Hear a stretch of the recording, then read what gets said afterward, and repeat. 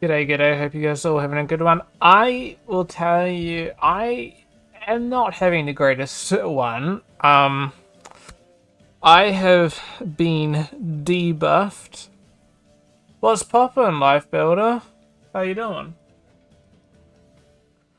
Ultimately, I got a bit of a sore stomach, so not too sure if stream's going to be the longest one, because it's just mostly uncomfortable and it's hard to talk while in a bit of pain, but should be right. Not too bad at the moment. It was mostly bad earlier, a couple hours ago. So hopefully, it mostly just wanders away. Doing stuff. But I hope you're doing good, Life Builder. Glad to see you pop in. Today's stream, I am removing anything that can leak information that I don't want leaked. Let me just close some tabs. Oh, there we go.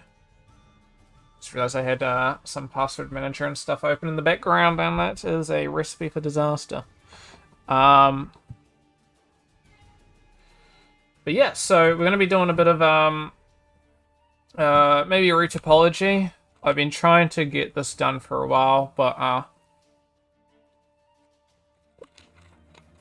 going to be trying some retopper flow, if possible. Keyword, if possible. Might not be possible. So, I'm just going to scoot along. We're just going to get started. I've been having issues with, I guess I could show you in the back. For some reason, turned out... Oh, wow, I must have removed it from here as well, but there was some fucked up geometry back there, so... I made sure to remove it. And I was, if I haven't already, you can sort of see some fucked up geometry there going. I spent about 30 minutes trying to do it all, but I think I pre-processed so I can decimate current.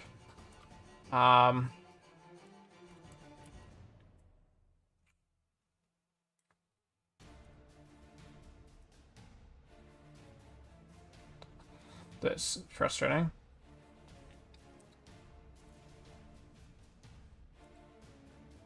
Okay, well that's much better. Don't know why it had some weird stuff, but it seemed to fix itself. It's looking fine. So in theory, there's the end thing.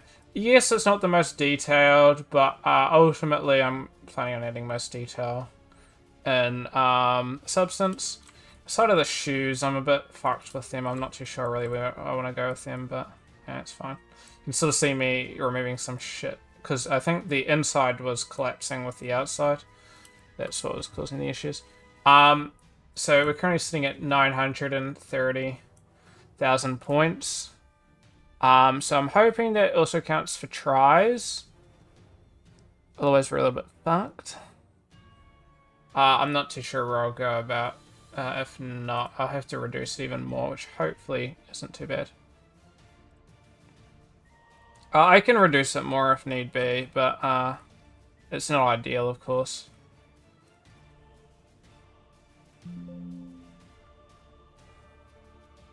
Visible. Take a minute. Usually gets a bit stuck on the hands, but never mind. Alright. Here's to hoping that this works a bit better. I think if you were to ask me, okay, I like Blender, right? I've used Blender for a bit, you know, we've got a good number of hours in Blender. 678, and I probably got at least 1,000 overall. As I used to not use this version of Blender. Steam version, that is. But ultimately, there's about like 2 things that is like, in my opinion, fairly major, and I think needs to be added at some point for me to be particularly happy. I like Blender, and I genuinely prefer using it for some things than something like Maya. But one, no groups. I wish there were groups. Secondly, drag and drop imports. Like, how is there no drag and drop imports? There is like an add-on that you can get for that, but the add-on isn't great. This is not looking good, buddies. It's not looking good. Which means, yeah, Retipple is not going to be happy. I'll try... Okay, so if that's the case, I'll process it too.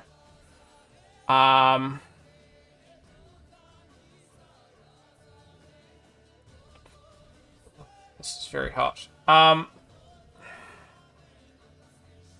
And what happens if I pre-process and redo it all? Sorry if this like slows down my stream.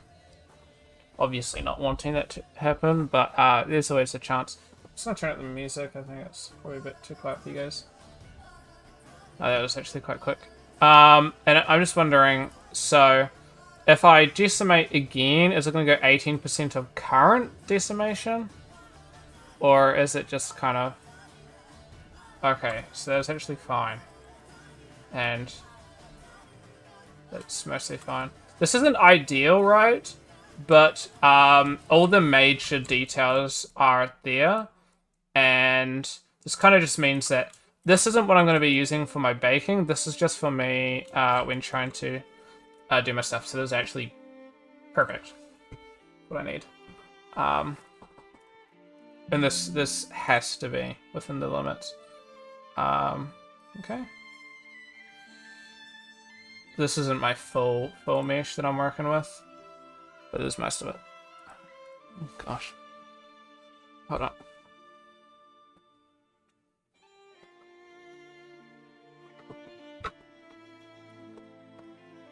We are reducing this. That's the hottest thing.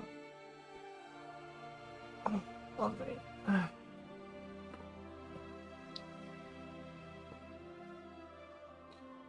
Oh, get a hot egg, but sheesh, it's hot. Cooking. I just filled it up with like boiling water, so that's fine. What was that? Do some switching. And I do have something that I want to bring up actually. Which I want to talk about once I import this. Hope that it is all fine. It's obviously going to be really small. Because it's small for Maya, and that's not even... Okay, this shouldn't even... Oh, you are gotta be kidding me. Did I do it again? I think I did it again. Oh, there's a couple things I want to bring up. Man. Squished my hand. I think I exported over it. Yeah, I did. Fuck.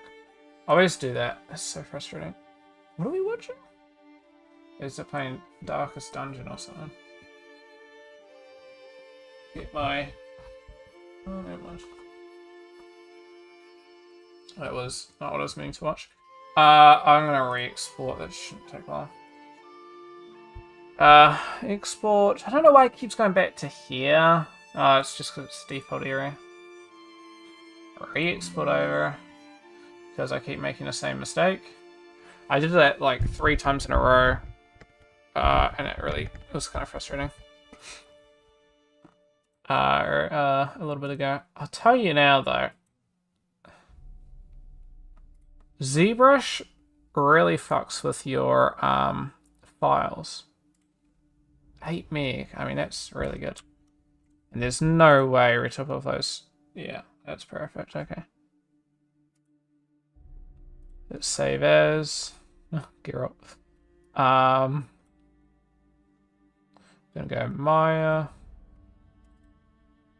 MDS. A3D. Character sculpt, character. Head, we're gonna go Character 3. Character Topology Blender. Oops, that's meant to do it here.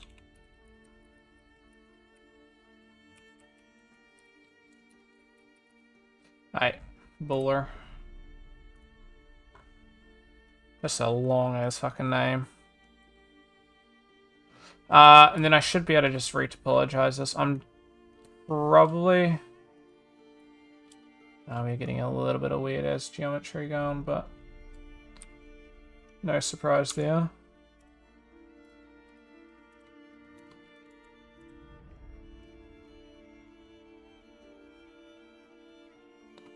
Can probably...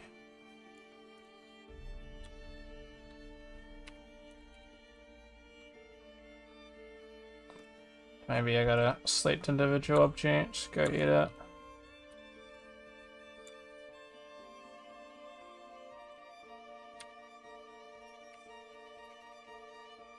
Should be able to recalculate.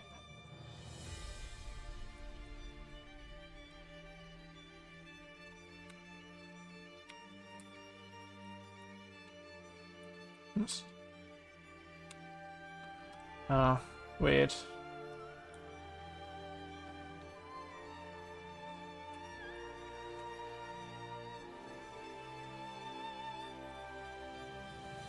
Why do we not have... Where's Nomos? This doesn't mean too much.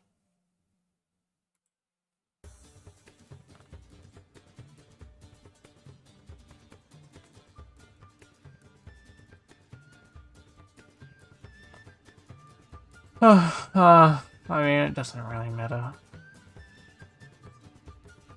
Oh, here we go. Oh, that's not great.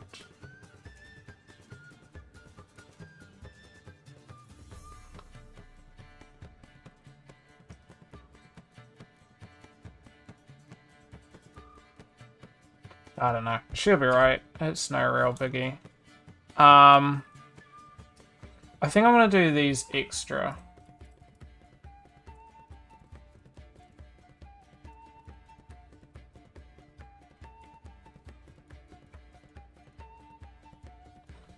Let's go.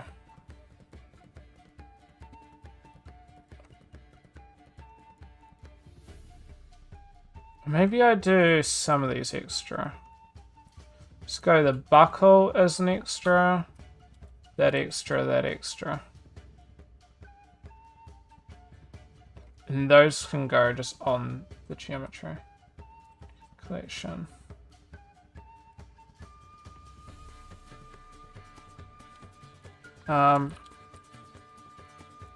So I need to hit... Sorry, let me just say... What I need to hit. I think it's 16,000 is what I'm given.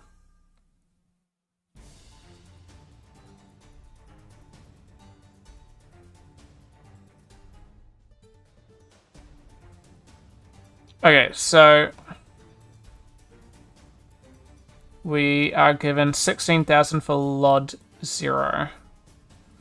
And we got a 6,000 head, so I'm given about 10,000 geometry for the body. This should be fine. That'll be right. Let's hide that. I actually might make this separate. Just because it went over, which is going to just cause baking issues. No matter which way you look at it. But this should be fine. We're going to retopolo. Save.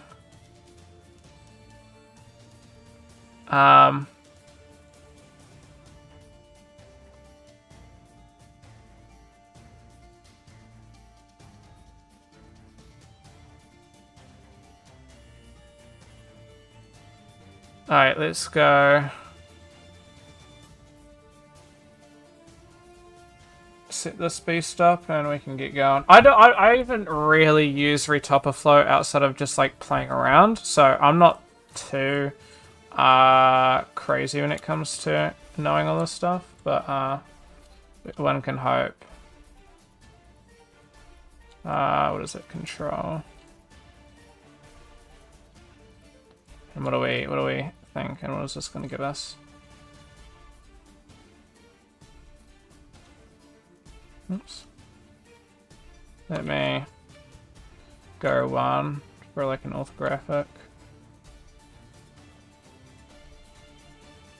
16.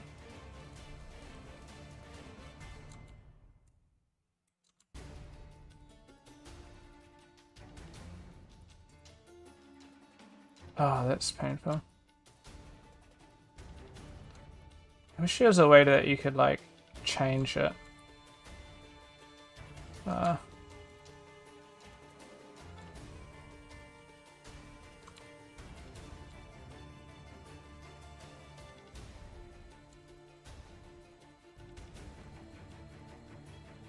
I mean, as a basis, that's not terrible. I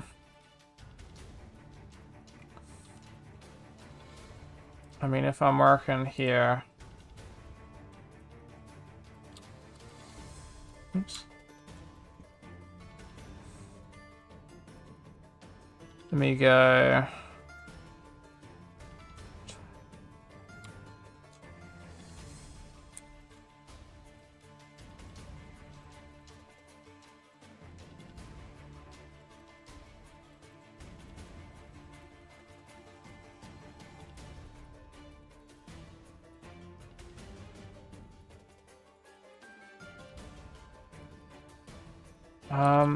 Can I actually get symmetry going? Hex maybe?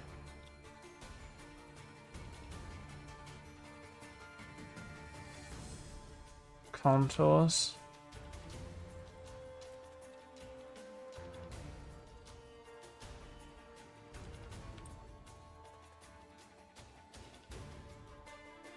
Okay, that's looking better.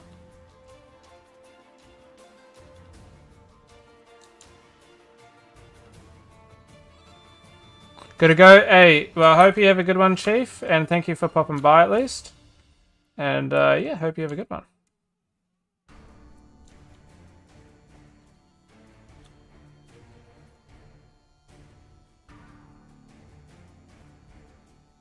It's looking not the greatest. We can play around with all that later, but that's looking grim, buddy. Net, what do you miss? Nothing much. Just trying to retopologize this.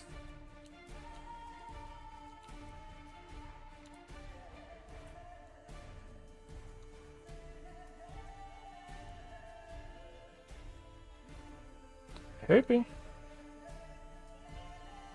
You would be poopy. Amy, your strongest warrior is suffering from success.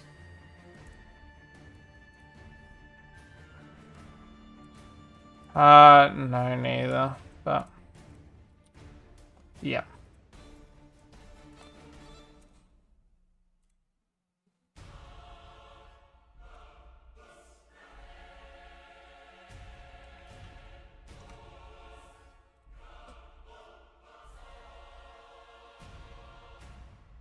Dum dum. Indeed. 1, 2, 3, 4. It should be 8, 6, 7, 8. So that should be fine if I go. How was my day? Oh, it was alright. It wasn't great. I didn't get that much work done, unfortunately, but you know, we did alright.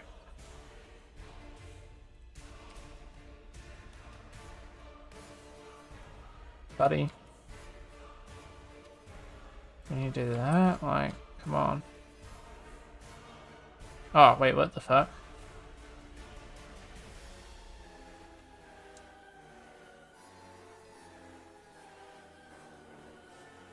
That almost works.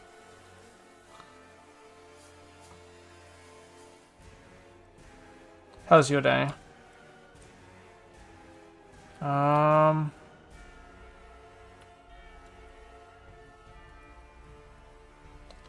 have to go? There we go.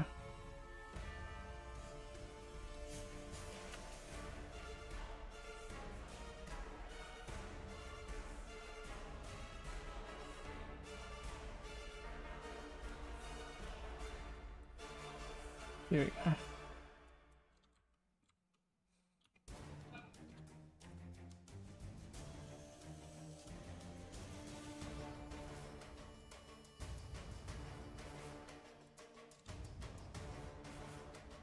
Progress. Indeed.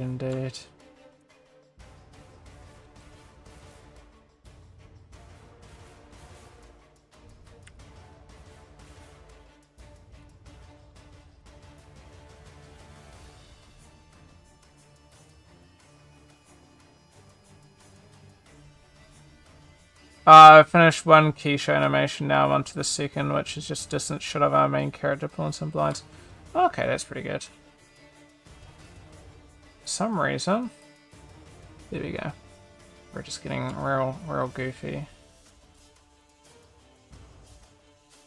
I think I'll once again stick this to about 8.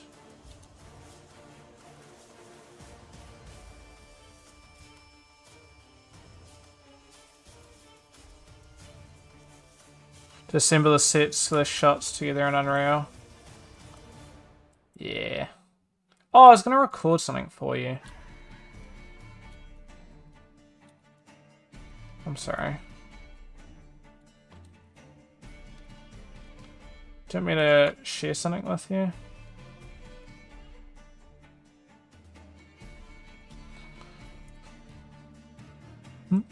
Hello? Sorry. Let me save incremental. Oh.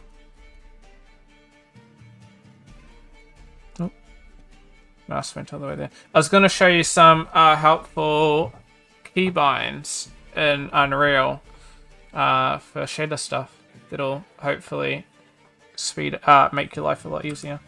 I'll run through, but it may not be that important for you. In the meantime, while I wait for this to load, speaking of new updates, Ryzen 2024 came out. Massive update.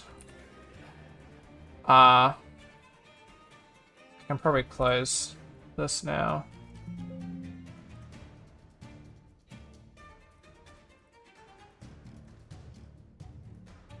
This doesn't take too long. This is going to take a minute. That loads. We're going to get Unreal open. I'll open this one because it's got a bunch of shit in it.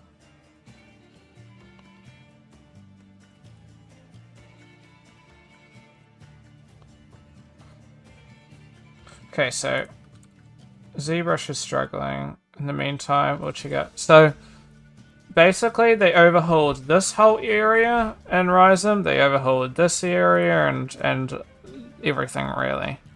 So we went from kind of like this to like this, which is, as you can see, a complete massive change. So what they did is they took like the most like useful and used, tools, and so they've just made stuff. So for example, instead of all these items, it's really just these 3. UV sets, once again, where was UV sets? This was ultimately, so what they wanted to do is change it from all this to, it's sort of similar in how it works, but it's just like, you know, you set your UV set stuff. I don't know what this button's going to do, but you set up your UV sets. Let me just open, for example, I don't know, this. And it kind of just works from here, so you can set up all your stuff. If you want multiple sets and stuff like that, you can do that. And then you can go, and then you move to seams. So, you know, we add in, like, for example, that, and you can just cut that and stuff like that. And you have all these options here now of all your seams, so you can do like auto seams. I don't know what happens if we do this. How do we auto seam?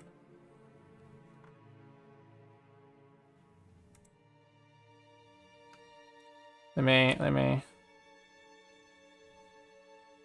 How do we? Hold on. Let me see if I can figure this one out.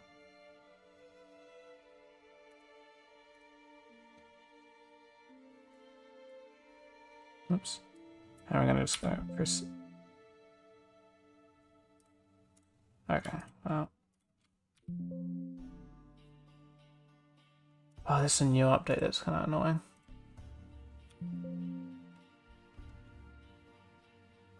Oh wait, what? Wait, hold on. I'm distracted now. What's the keybind? Weld. Oh, is it weld? Ah! Wrong keybind. I was pressing S. For, so. But it's obviously not that. So let's say we just got icky. I want to see what this goes like. Let's... Now, usually it's not all these, but I've locked them. Let's see if we go like this. Automatic. Unfold. And pack. I mean, that's not too bad for an automatic one. I mean, probably get a lot better ones. Personally, I'd rather... The way that I'd go is, I'd rather go like cut like that. And then I would rather,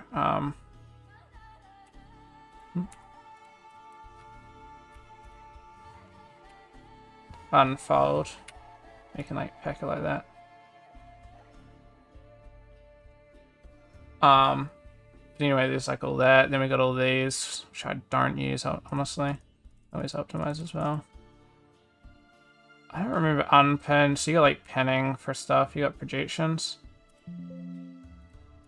What happens if we do this? Okay, that's really good. So that's just your automatic. The difference. Box projection. Which normal. Both do a pretty similar result. Planar. Just keeps getting smaller.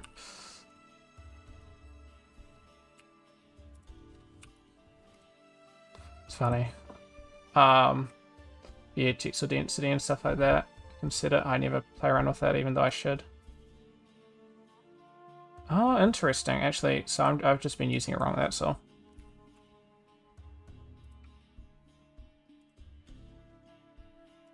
Okay. Hold on. I've discovered something. Oh, okay, that's good. I get it.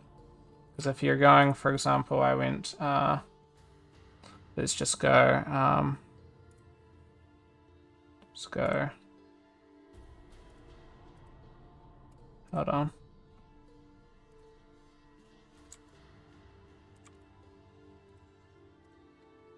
There we go.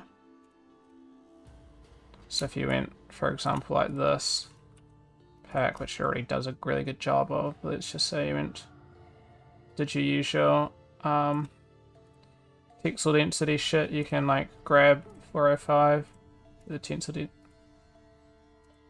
I don't know why it grabbed different result. A little weird. Anyhow. Got similar. It's obviously for like stacking similar and like doing similar stuff. Packing, normal pack. I don't know what this one is. Fitting. Got a heap of stuff. We got now trim sheets as well, which are pretty major.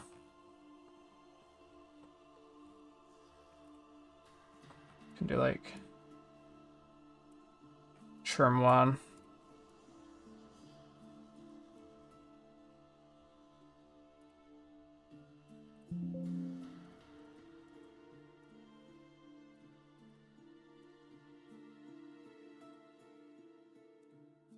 Interesting. So this, for example, you just have just the material down there, which is pretty cool. You split the trim sheet and shit like that. Really cool. Tags. Stuff I tagged some of these.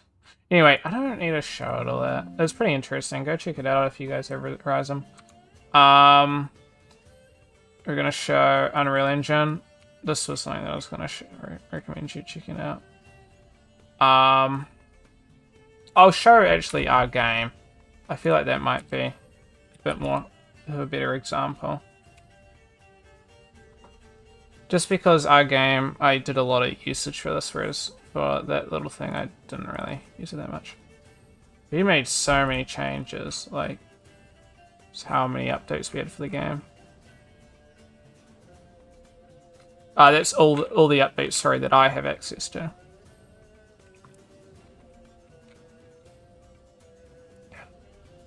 So there may other people have different updates.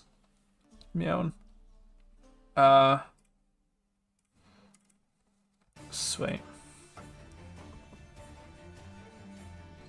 Let's run the game.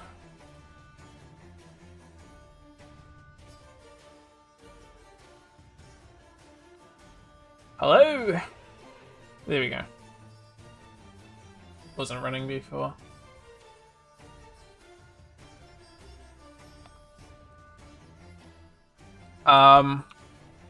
It's going to be a bit hard because obviously we've since reset a lot of this. But let's say I wanted to create a material that's like fully customizable. I think what I'm most nervous about in Unreal is setting materials together. This will be... you're not necessarily going to use a lot of these, but these will help. See, it's like less... you got less stuff to need to play around with. This is great for like white boxing. Sorry to hear on my keyboard. Or grey boxing, sorry. Let's just say we're gonna make a material here. Let's go create a material.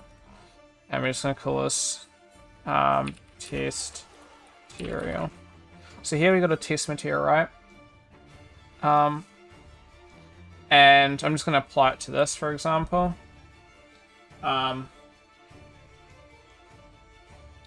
And let me see. So it's just reading a message. I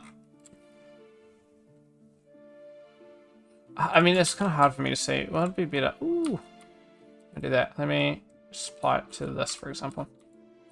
And from here we can add. For example, I'm going to show you some stuff. We've got a lot of these things. So if I press A and left click, we get add. We press S and left click, we get a parameter. D for divide, I believe M for multiply. V will give you this. C for comment. 1 for this. Yeah. Long story short, L for lerp as well. Lerp's a big one.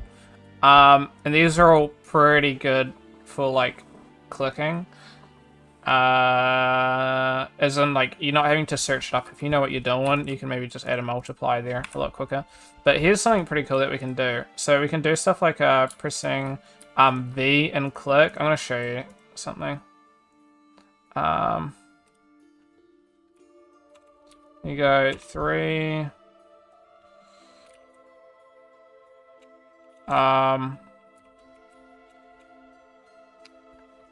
Color. I'm going to show you something. So if I have a texture from substance, I could just drag and drop the texture. Yeah. No. You have to create a material. Sorry. I need to read the whole thing.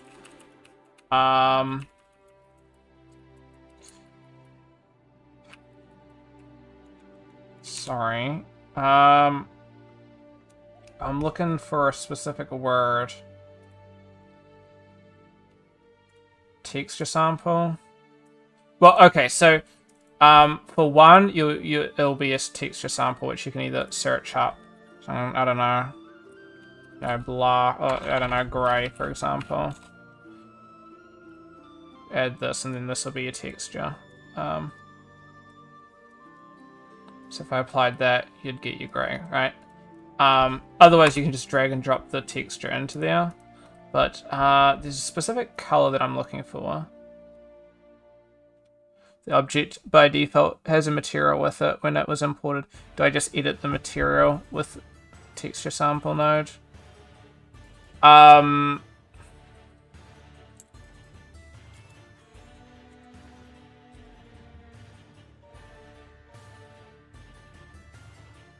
I'll show you that. I'll show you that. I'll show you how that works. But let me quickly just find that. Find what I'm looking for. I think a constant 3 vector. Here we go.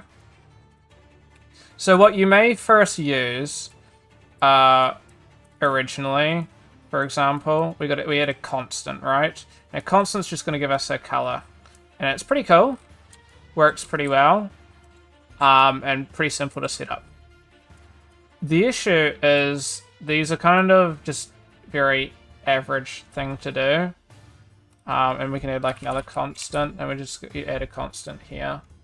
I believe these were, what was it? I forgot the keybind. There was a keybind. I think it's just like 1 click. Yeah, 1 click gives you this for a constant. Let's add a roughness. And it's going to be shiny, right? And so here's going to be our issue, right? We're going to add a material instance. I will always use material instances as they just run a bit better. So you want to apply the material instance onto it. So I've just dragged and dropped it on. And if you click on, you'll see instance material for this. Grey default is just the sides because it's made up of 2 materials. It's just using texture sets to get this working. But and here we got a material instance, and this is kind of nice, kind of useless though. And here's something that's going to be really helpful with like even making some sort of changes. Is I'll show you, at least for grey boxing, this is great for doing other stuff. If you do, for example, S and click, it's going to bring up a parameter. I'm just going to write, for example, roughness here. We're going to add this, and we'll go, let's just set 0.5 as the default value, and we're going to add a max of 1, a low of 0. And then we're going to add, for example, S and click, and we're going to call, sorry, wrong button. We're going to press V and click, and it's going to come up with, we're going to search go color.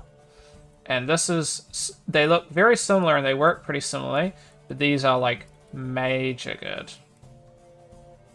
Let's go something like that, for example. And then here, we've just remade this, but it's super good. So now, with the instance, we have full control over everything at any point. So I can change this at any point. And it's super good. And I can change the roughness here as well. So these get... It may not be... I need to make sure I don't save that change because this is on our actual build of work.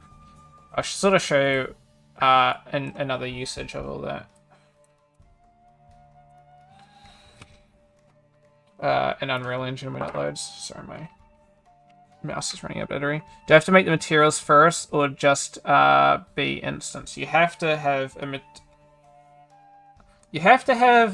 a material first, but it doesn't necessarily need to be that crazy. I'll sort of show you what I mean. This loads. So it's like a clipping mouse. Sort of. Show you how that's useful. And I'll show you an instance of how that's been useful for me. And I'll show you, I'll answer your question that you asked before, and I'll show you sort of why it's sort of, there's 2 answers to that question, even though it should be fairly simple. For example, we got this water here, right? This water, lovely, and it's working fine. But let me ignore the head, objects, materials. So for example, I have this water here, right? It's a fairly complex setup here, and we've added a bunch of these parameters here, and like we've added depth fade and all these. And this is sort of why this can be really helpful, depending on how you're setting things up. Is now, for my water instance we have here, now I have, because of the way that I've made this all, right, using those, you know, pressing V, click to get the parameter of color, and then S and click for like just a straight parameter. We've now added a bunch of these. These are like now global parameters, which means I can change, for example, how, you know, the deep water, where the deep water is done, like distance for foam, right? I got index or refraction, right? And I can always go back, just pressing these buttons. can add metalness, for example. Even if you're not using it, it can be sometimes good to do it. Normal flatness, like, do I want super harsh normal so you can see them all? Do I want it to just be flat? Do I just want a little bit? You know what I mean? Opacity, do I want it super opacity? Not much opacity. It's not full opacity. I sort of changed how that worked. Roughness, you know, you can get some really cool tiling. Do you want it super tiled, right? Do you want, like, not much tiling, reverse tiling? And then I got water speeds as well. So let me just decrease the tiling. We can do like water speed, so I can go like 80 for one water speed.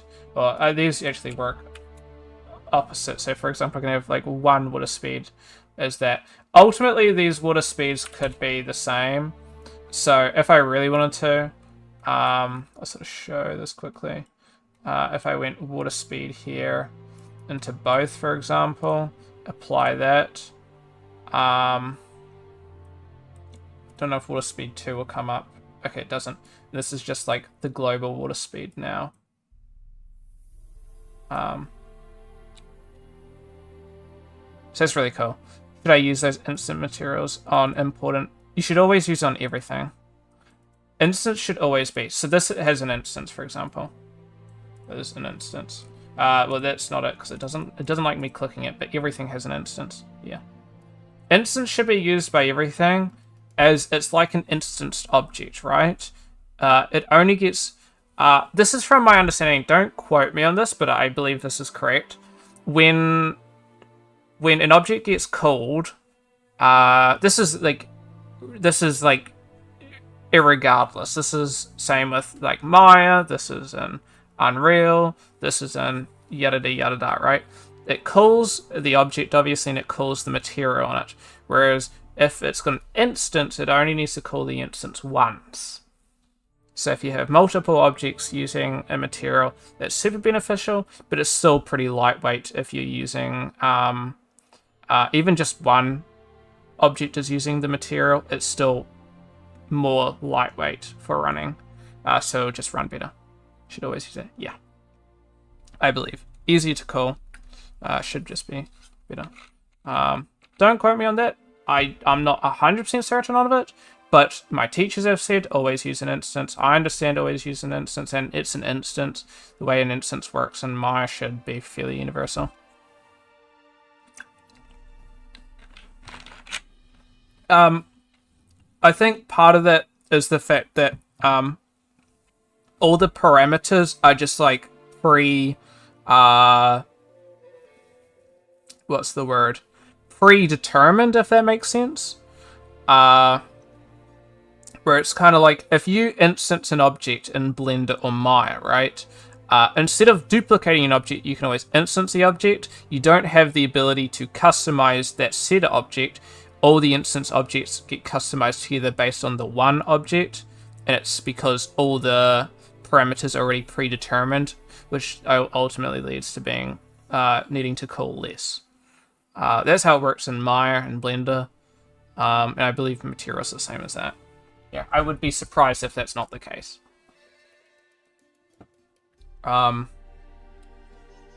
But ultimately, instances are significantly easier to use.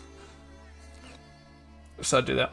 And here's where it's helpful, where do you need... you asked a question as well before.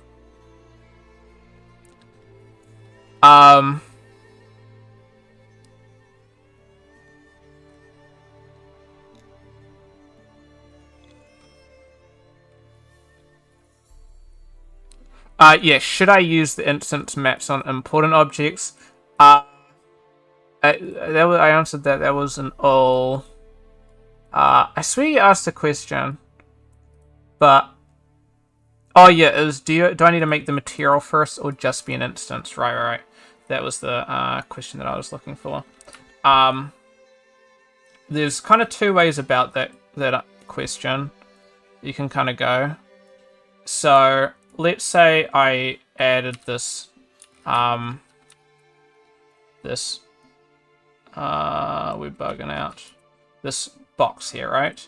And I added, for example, material test. Let's just go mat underscore base material. So we add this mat base material. We're just gonna duplicate it 3 times. Well, twice to get 3 objects, for example. We're gonna go open this, for example. We're just gonna press S and click. We're gonna go V and click. We're just gonna go color. I accidentally added a little doofenshmirtz there. We're just gonna, for example, add that there, and we're gonna add roughness. I'm gonna call this rough. And we're gonna go, maybe we're just gonna go slider max of 1, default of 0.5, and it's just gonna be our base material. And then from here, we're just gonna create material instance. And we're gonna call this inst underscore base, and we're gonna call this red. I'm gonna duplicate this. Duplicate. I'm gonna call this base blue. Duplicate again. Call this green. So we have the one material, but we've got red, green, and blue. And from here, we've now got, for example, blue.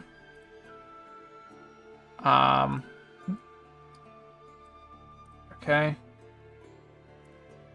Why is this not working? Hold on.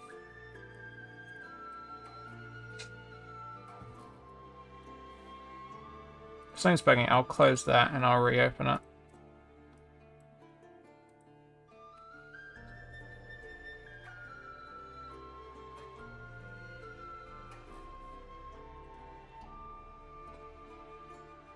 Ah, there we go. I forgot to drag up the thing. Yeah, sorry, I missed that. I'm like, what is going on? So we add the base blue, save, base green. Always forget that. Yum yum.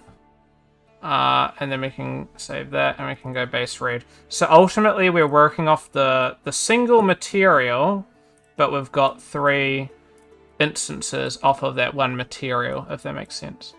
So, if you have this is like a sort of use by use case. Not all the time are you going to be using this, but this can be an easier way of, if you've got something set up perfectly, you can change it, but I don't think for you that's going to make as much of a difference as it would for me, at least for my game, just due to the nature of how the game was made.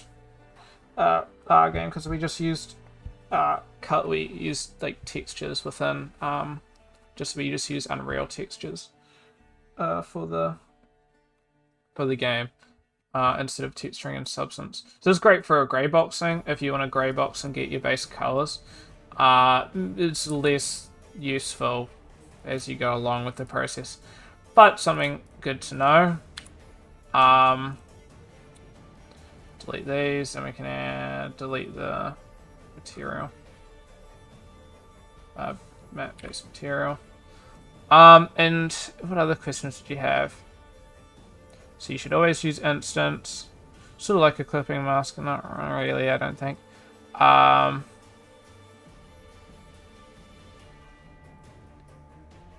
if an object is default as a material, yada yada yada.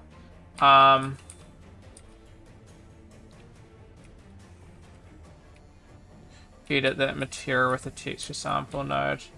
Yeah, so let me, for example, I don't know.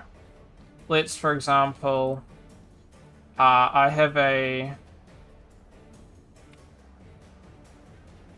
added these textures, for example. I add another box. And we can add, for example, material and just go matte grass test. And, instance, I don't really care about naming for this. You can instance it before you do anything to this, by the way, so don't worry about that sort of stuff. And let's just say I want to add my grass to it. Ignore the fact that it's separated like that. And I think we'll just add these. I don't know what the two normals are, but it's sort of irrelevant. So for example here, it's just, all it really is that you can just add your stuff in here. So I know that this is rough, metallic, world position. So this is height. Your world position opposite is height, by the way. And then I got my normal. I can always apply that. Gets these going, and then, you know, you can always do stuff. I'm just trying to think about what. I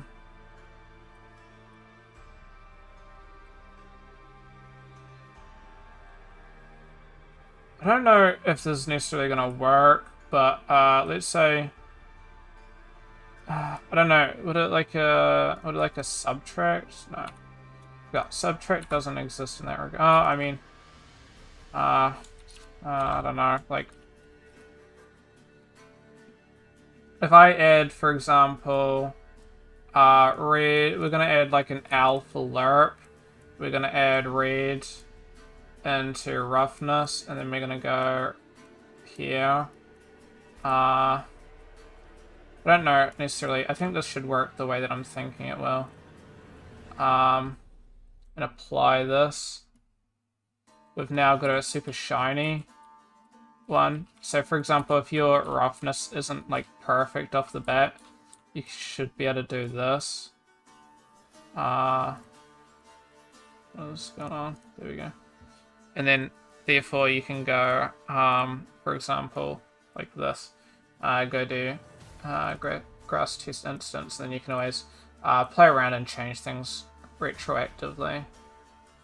Obviously I can go like crazy numbers, but realistically it should be always set the default to whatever you need, your max, sorry, to whatever you need. Should actually keep that open. And then here we can play around with the roughness retroactively, which is actually something I needed to know earlier. I kind of forgot about that, but that's something that can be helpful. Situationally, these are all situational, but there's a lot to these nodes that so yeah, the random puppy, yeah, I just have these random ones. Do you have any questions, like anything you want me to re-show or anything like that? I'm not necessarily re-adding an object, but I'm going to quickly I'm going to re-import something. I can show you some. I'll show you something else. I'll show you something helpful. Not this. I'm just doing this for myself. Delphinium. See how you import an object in the process to that. That's, I guess, what I'm doing now. Then, what my plan. I'm trying to replace the Delphinium. It turns out Delphinium should be taller than it. It really was, so.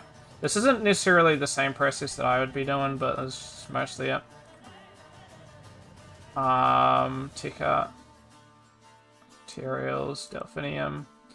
I got my FBX file, and so it should save my settings. So make sure, well, ideally, I'll tell you a couple things, but ideally you want your everything to be a pretty similar scale. So my last scale was 40. I don't know if that's right or wrong. Let's import it.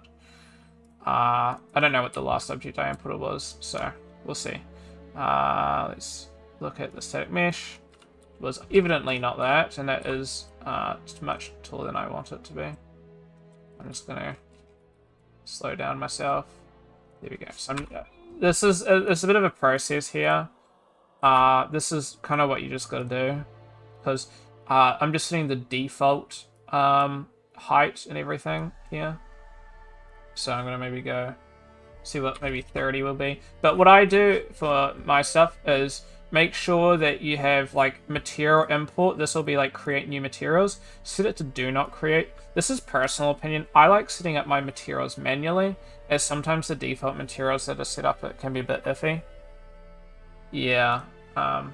So if your stuff's all awkward sizing and shit like that, one, you should always make everything as closely sized as possible. It's okay for things to be a bit different. You can always change the import scale, but if possible and with enough time, you may be able to focus on that. For our game, we never really focus too much. We just try to keep everything relatively similar, so we didn't have to spend too long. And import textures. If you're doing an FBX, you have to re-import some shit. Oh, really? Yeah, I like keeping everything perfect for what I want with the scale, because it means whenever I'm playing around with stuff and I need to re-add more, it's not going to give me fucky scale. It's not going to be like, otherwise you have to do one and then you have to duplicate that object, which can be nice, but at the same time, if you're constantly duplicating the object and something goes fucky, and you try to bring it in, you're fucked. So maybe we'll just try and put it here. I personally like setting up all my stuff. So if you're using... this may be right. Let me just see. That's a bit tall. I'm gonna go, I think, it's either 20 or 15. I think I'm gonna go 15 for this. This is just my process. I spend every single fucking time. Bit tedious, but I think that's fine, really. You want Delphinium to be quite tall, from what I understand.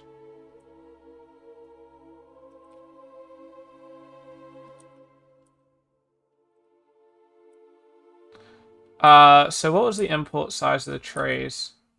Relatively high, but that's on... Oh. I forgot about that. Oh, so these are fine, actually. There's a lot of things that you should know, depending on what you're trying to import, unfortunately. There's quite a lot to it. Definitely go sit and read what each option is when going, but I think the trees...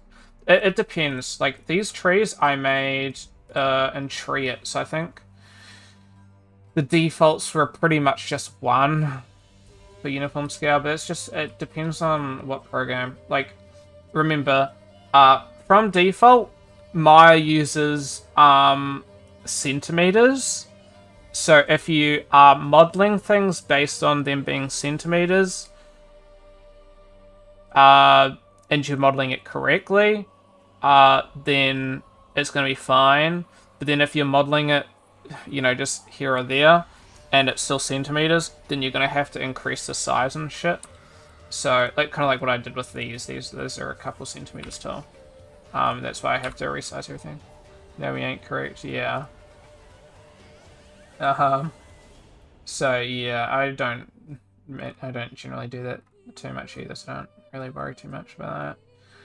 But it just means that you got to play around with the scanning. Otherwise, your scanning could be correct perfectly from the bit.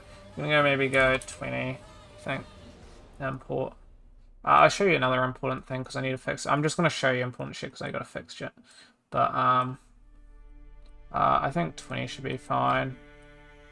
I don't need them to be taller. The Delphinium's meant to be fairly tall. So I think that should be good. And so now we've got an issue, right? My character is bumping in. I don't think that's going to be an issue for you because you're not really actually interacting with the scene, but for me this is important. Just going into here. Setting, where are we? Looking for collision. Let's switch up. And for collision, if you want the character to be able to walk through an object, character can step on, set to no, and then set the collision preset to no collision, and the character can walk through. Now, did I delete? Okay, that's still fine. Sorry, I was meant to be deleting that. And then, for my foliage, I just got to replace something. So at the moment, the mesh is set to nothing, so I can just go Geodelphinium. And at the moment, you'll see when I set it all up. So these are all the same positioning and everything. That's why this foliage thing is quite actually helpful. We'll see one, obviously, the back faces are cold. Maybe you want that, maybe you don't want that. But also the material's fucked. To make sure that if you're doing something like where you've got to have a couple things and things may be a bit iffy, open up your object, so just double clicking it, and make sure you set the material. So I'm just going to drag and drop the instance into it. And this just means that no matter what, this is always going to have it always. As we can see. So it's working. And now with the fix as well, we can walk through them as well, which is good. I'm going to show you something else as well. You were there for my stream while I was showing. Were you there while I was teaching how to make grass?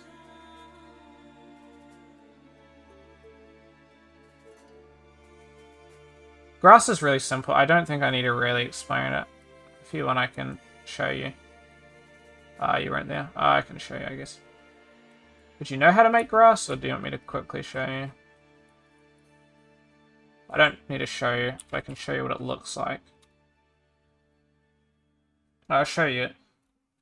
Fair enough, fair enough. Grass is kind of simple. So, yeah, the issue is they don't teach you kind of diddly shit at UB, unfortunately. I feel like there's a lot of stuff. It is pretty much plain.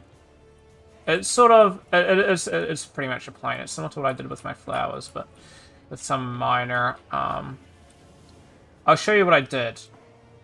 It's effectively that. Grass.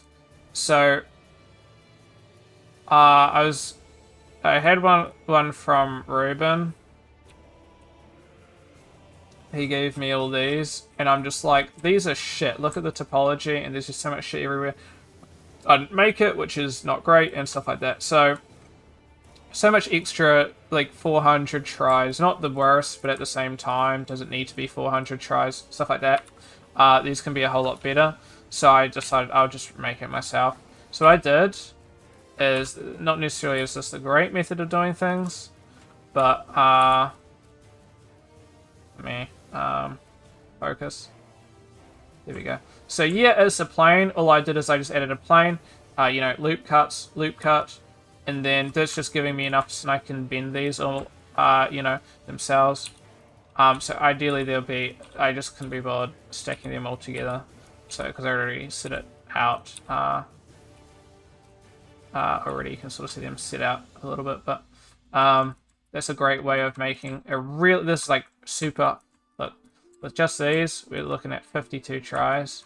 And I think one of my things in the game is literally just this instance. And all I did for these is you can get something like this, right? I have like an image, right? A material, like a texture, and it's just a couple bits of grass. Then all I did is I just overlaid the UVs onto them. So it just kind of works out perfectly. And then all it really is just duplicating it a couple times until you get the result that you're after. It doesn't need to look anything fancy. But this is all it is. This gives you, this result for grass. So it's not actually that hard. It's just making a couple different variations to give it different variations for like height and like scale of everything. So it doesn't look too repetitive. Is really all that there is to it. And make sure when you're doing your grass, right? Yeah. Make sure when you're doing your grass and these sorts of things, you set you're looking for two-sided. You guys don't really play around with this because you guys aren't too worried about performance, but two-sided is going to save you. As I'll show you the difference, right? This is single-sided grass. Not bad, not great, This hopefully makes quite the difference. And then we're gonna reapply to double-sided just fully. It just is so much, it just looks like there's a lot more going on. Displays it out. That just means that you're using the back faces, so both the front and the back are visible. Which is pretty good. And then once you have some grass, yeah, that's the idea ultimately. So once you have your grass, so here's my different grass patches that I made, for example. Really simple. So I just had a really close clumped grass. I have a like medium spread out one, and I have a super spread out one with like taller bits of grass, just for that bit of random variance, really, right? And then all it really is you can go add a foliage brush, and then it would be, for example, you just go foliage. You can go new static mesh. I'm just gonna, I don't know. Let me just go new folder, delete, save, and now we got this new thing. Then we can add a mesh, for example. Let's just add this, for example, and make sure you tick it. Untick the ones that I don't want. You can just go paint. Look at this.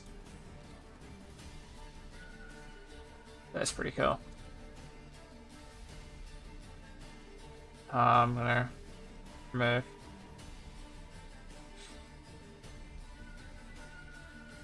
Stop spreading poop. Yeah. So you've got that, and then it's really simple from there. So if I tick, for example, my bits of grass, got my, can increase the brush size. We got like grass patches now.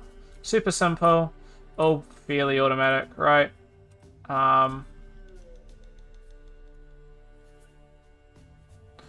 And so yeah, I got grass patch 2, 3, and you can play around with a lot of stuff. So you got like paint density, so you can like decrease paint. So this is quite important. As for example, I don't know if I did it that much for this because I sort of overhauled it and I felt like this was a better approach for it. But you can see, like, look at the density here compared to like over here. I'm just decreasing the density, for example. And by decreasing the density, it's just using less. So it's just better performance, really.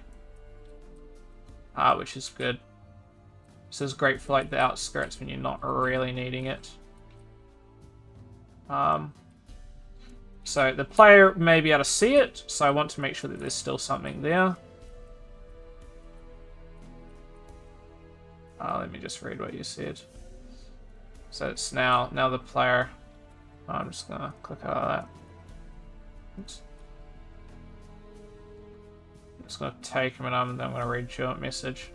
But this is great way for like the distance to get still a bit of grass going on, and it still looks like somewhat alright, but at the same time it's also like doesn't need to be as lush as this, because this is just gonna drop your performance by quite a bit. Ignore my lovely mountains I've made. So I've got my thing, and as you can see, like still in the distance, it's like a lot. It's not great, but then like at the same time, like you're looking over here, it's like, oh, okay, that's pretty good. Still a bit of grass in the distance, and obviously the far distance you won't be able to see. So it's kind of fine, because when you're like over here and stuff, like in the distance, it's like, oh, okay, there's still grass there. Can't access it, but it still just gives it that volume, even if it's not there. That should be great. I read your message. Now thinking I think I can get away with the objects I've already imported, because they have been resized, they're not going to be interacted. Yeah. It's probably fine. I'd recommend, if you do anything in the future, to do that. And you guys are kind of... that's the word.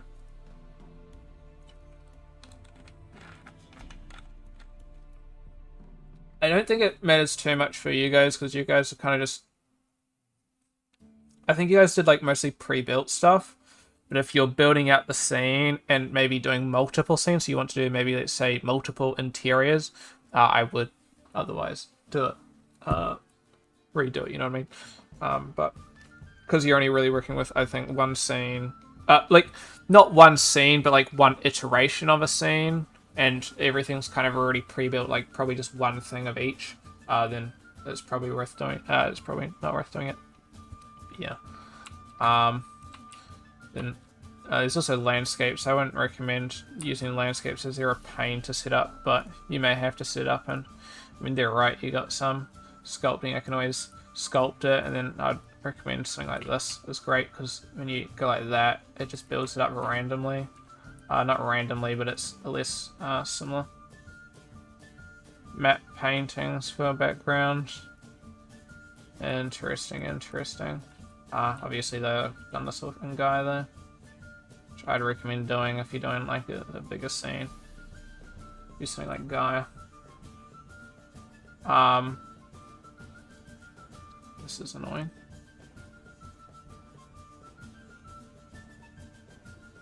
Artistic decision? No.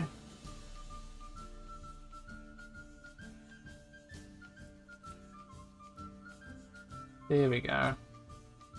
Wasn't bloody allowing me to go any further, which is frustrating. Yeah, fair. Guess it's to save. I mean, yeah. It's just, I'm not one for, matte painting as much. The land with the house in it. May need to use a bit of Unreal modeling. Like, for making the land or making the house?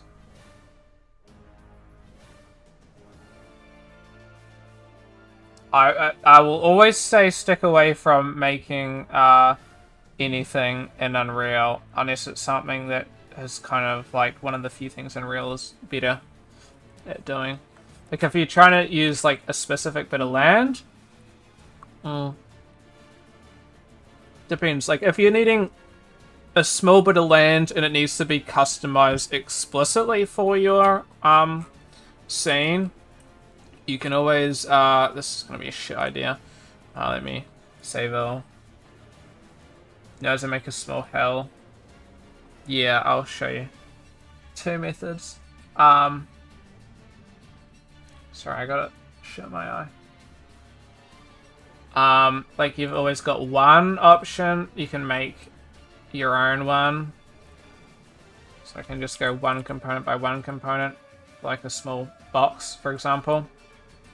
And then we, for example, create this, and then you can therefore like mold it. And this is sort of what I did for some of the stuff. So for this, like a lot of this here, this interior stuff is all hand sculpted by me going in. So you have to set up materials. Materials are a bitch.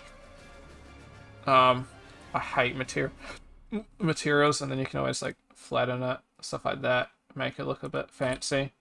And that is a method of doing it. It's a bit tedious, it's a bit painful. It works though.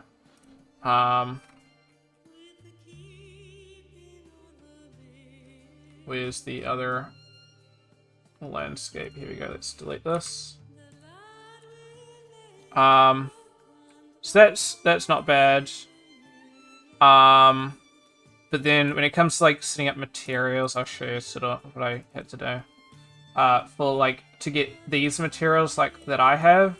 I mean, if you need my help, I can sort of show you, but I can't promise it's gonna be great.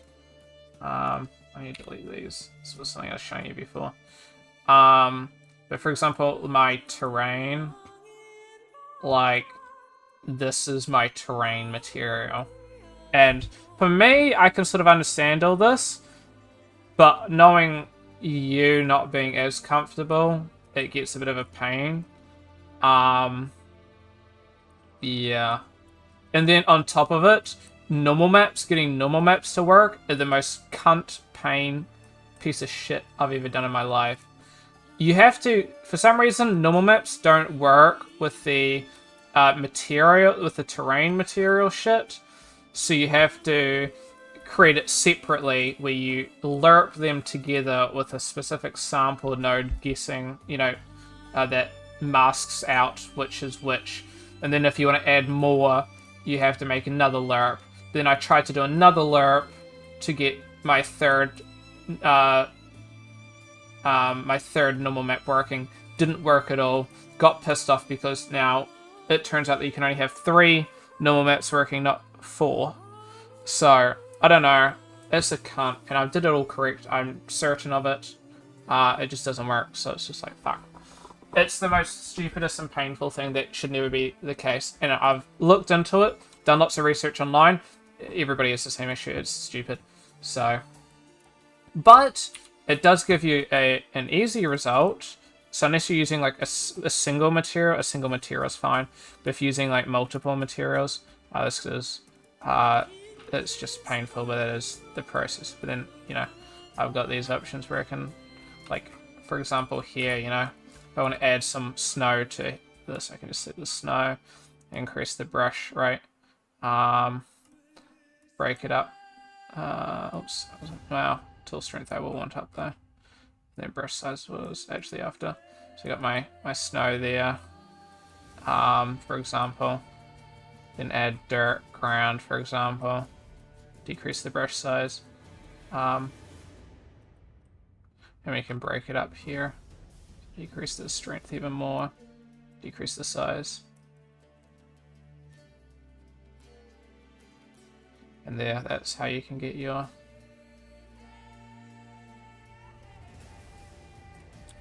bit of extra snow going on.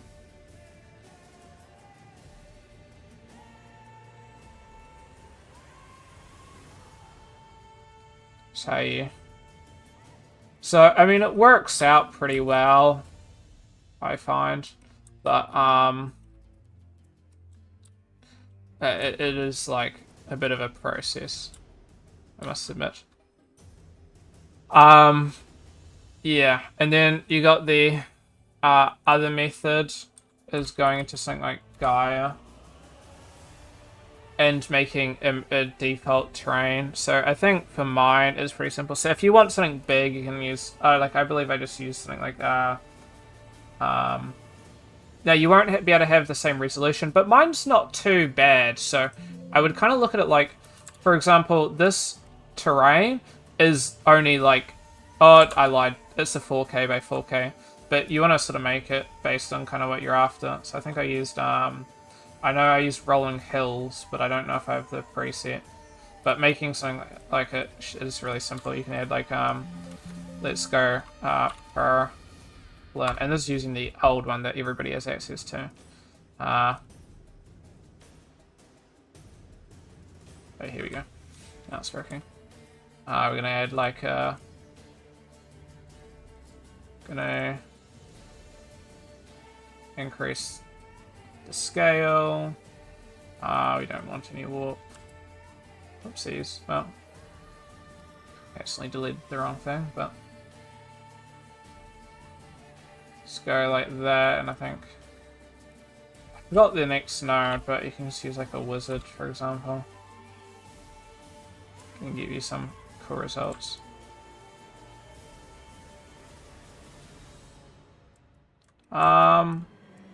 Well, there's the thing. I had it set up. I'll see if I can find the setup. I can't remember. Rolling Hills. It was a Pearl, then Rugged, then Wizard. That's the one. So you can set it up pretty simple. There we go. It's the Rugged that I was missing. Just making something base and Pearl, and then adding a Rugged. This is if you want something like this, so it'll just be like a Perlin. You want it to be a lot flatter, so increase scale, I think. Octaves, you'd want to decrease them. I think it'd be trouble if I delete player start. Yes. No, not for you, I don't think. Player start is just the default player, because I'm guessing you used like a game preset or something. But you can add well, it's going to give us a decent result. That'll be pretty good. Not really. Use a blank film. You shouldn't have a player start. Anyway. Oh, hello. What are we getting? Oh, that should be it, I think. No, I only had one yesterday. Because I had a sore foot, so I took one off. Thank you. That's my mum.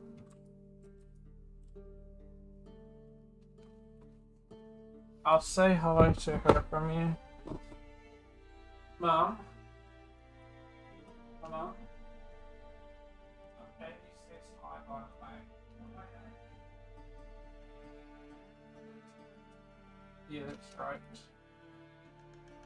Yeah, absolutely. Both my parents say hi. Back. They're like a rugged. I'm not too sure what they use for their rugged, but oh, hopefully. I forgot that it's not automatic swag for our. Oh, there we go. So that might give a cool result. Let's go, wizard. Why are we at 2k? I thought we were low on that. Oh, it's because it's default, right? Got some cool results here. Severely decrease the strength there.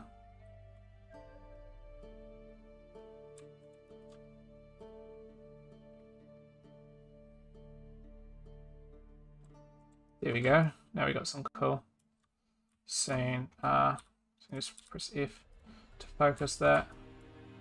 Get like a different preset going.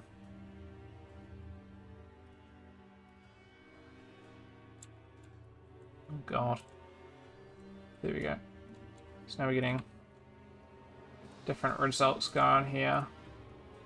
I might decrease the scale a bit. Maybe I want to increase it. You just gotta get a really good result of what you're after, really. So what do they do? Strength max, for example. So they did max strength.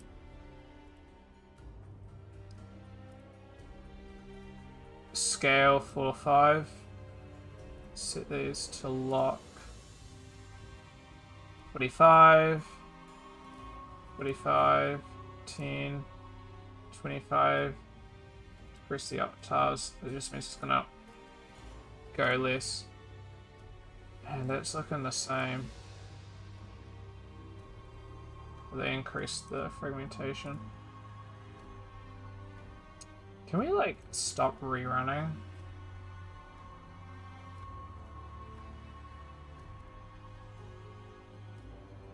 It's almost the same. I mean, that'll work. Apply changes. Ah, there we go. Much better. Much better. So I stopped focusing on this.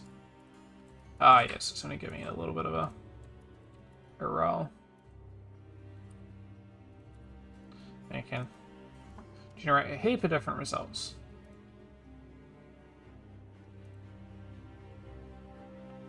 There we go. This would be a pretty good starting area, like in there. It'd work pretty well. Some massive cliffs going. Guy's pretty good because you can get it for free. It's limited, but it's free. This would be great if you had like wanted like a background, I think. Something like that. Like the mountains just encapsulate sort of player. So it'd be kind of good. Anyway. But yeah, you generally want it to be quite a mild thing. Depending on the sizing of everything, so it's quite big. But yeah, that's sort of some Unreal Engine sort of stuff. It's kind of good.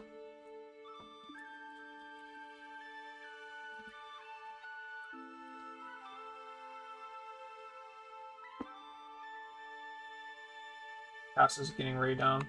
It looks similar to my show. Who made the house?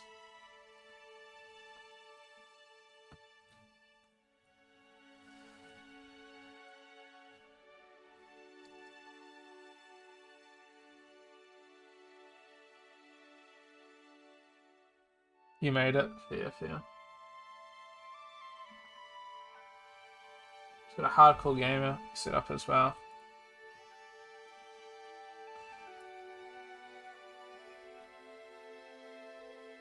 See, okay. There's something that I have an issue. Well, in your defense, it was low poly. Yeah, yeah. This is what I have as sort of an issue with kind of your class. You're learning solely, realistically, animation. But then, because everybody's learning in animation, there's no offset, I guess. It gets a bit tricky. I'll sort of explain what I mean. You're only really learning... One, you only really get taught animation, or from what I understand, I'd be surprised if you get taught much more than that. Don't mean that in an overly bad sense, but I more mean in the sense of you're not really getting taught fully how to make models, how to texture models, the whole process of all that, and stuff like that. It's more just, yeah, which is not great. So it's kind of like you guys are sort of, you have to make all the scenes, and then you have to do all this, and then it's like you got to animate it, but you're not really getting taught it, really, which I think is kind of just shit.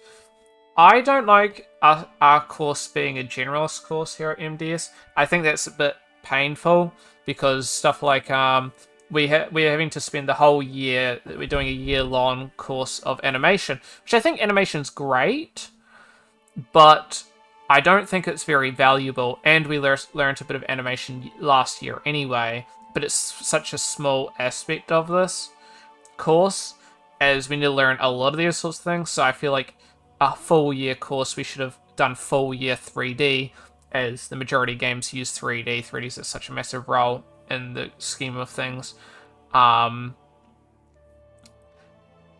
You can kind of get away with just average animations in comparison to 3D, and we've already learned really basic animation shit already in it, so I think everybody can do pretty much everything that basically needs to be done.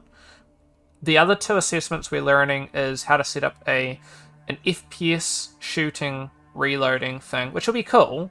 I'm looking forward to that, but I don't think it's necessarily that relevant, as well as we're learning a character and hard surface animation, which will be interesting at the end of the year, which I think is still some interesting stuff, but I don't think it's necessarily as relevant as diving more into modeling. Like, for example, we only had yeah, you guys kind of get shit on, and like, for example, I kind of would have rather done more time, for example, learning modeling full year, as we only got 2 weeks to learn how to make a character, and they never even fully made the character before we finished. Like, this was our last day for the end of the term, so like, I can't say that I could remake a character perfectly and know exactly what I'm doing after all that. So I think this class needed to be longer, and we needed more time to spend on that, or, for example, some more time doing tech art, for example, which is kind of everything in between. So we did, for example, rigging for the first quarter, and then this quarter we did VFX, and then we did material creation, which you guys have probably all seen.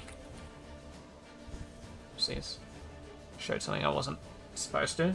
But yeah, like, for example, we have like material creation, which I think material creation is something that's quite important, especially as I can understand why it's only this long, and that sort of does make sense, but I think this is quite a valuable skill in retrospect, and I'm definitely going to be pursuing a bit more of it in the break.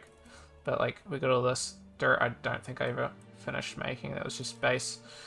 We got grass, for example. My heights and shit won't be accurate, but my water, we made a default water thing.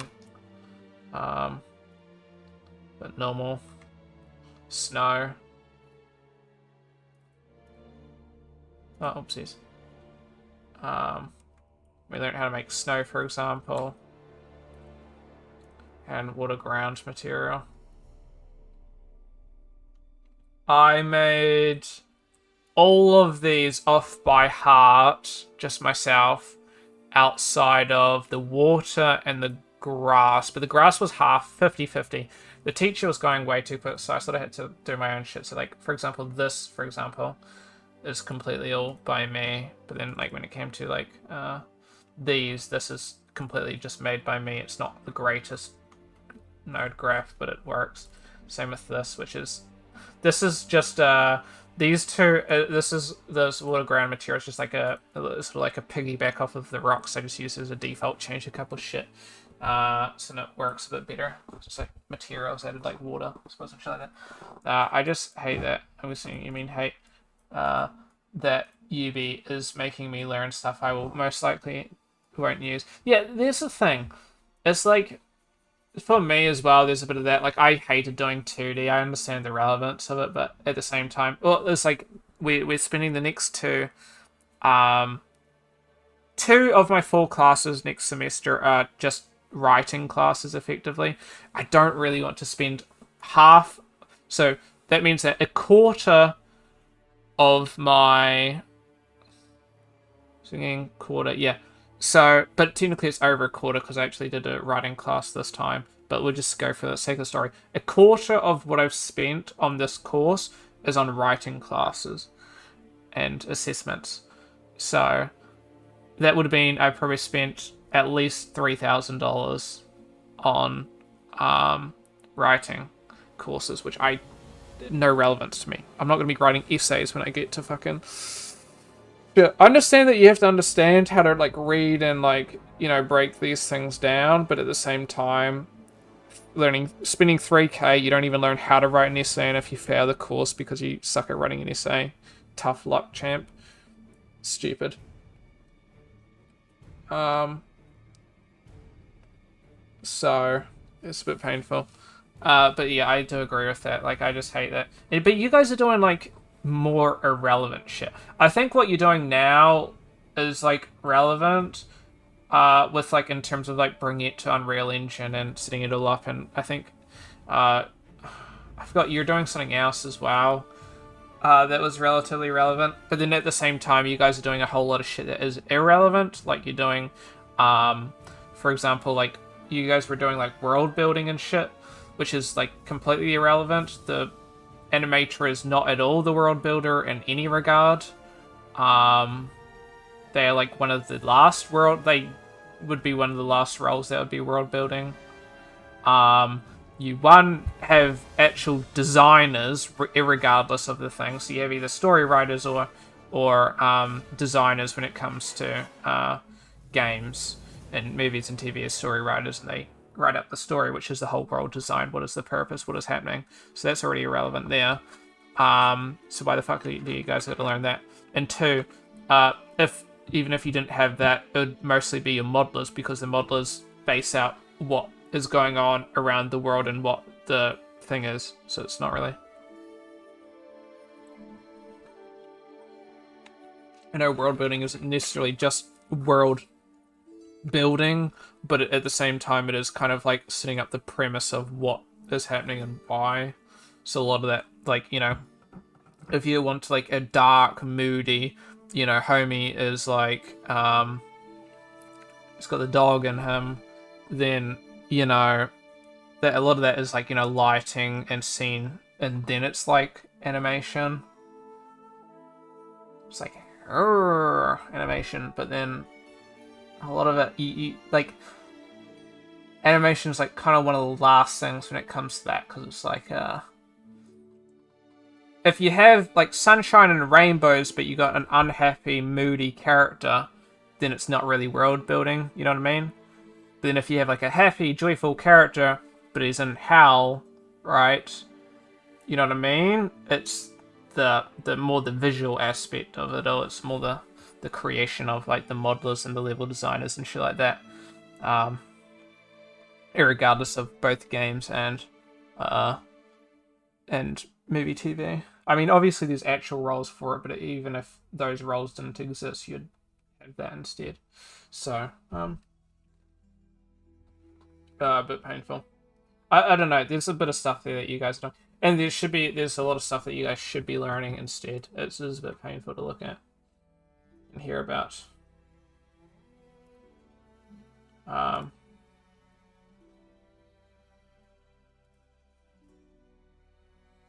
Anyway, there's a couple of things that I need to do instead. Do from here out. I still have my video that I recorded about a bit of stuff, so I need to turn that. Oh my god, sorry. I'm sorry. I just saw I got 4 messages. Sorry. I'm gonna hold on. Sorry. Sorry, I missed like all your messages. I'm just gonna open this up on the side. I'm having the issue again of getting delayed messages. So if I open up on the side, I should be fine. I'm having the issue. What's going on? Okay, we seem up to date at the moment. I hate MSA as an interactive that's more in-game mechanics, yeah. World building apparently isn't what you're saying in UB terms. World building is modeling tech art environments, yeah. Lovely. Oh, how I'd love to write a likable character, yeah. It is quite the pain. You guys gonna get the short end of the stick, I gotta be honest. A little bit fucked over, really. But ultimately, it's UB, and UB is shit.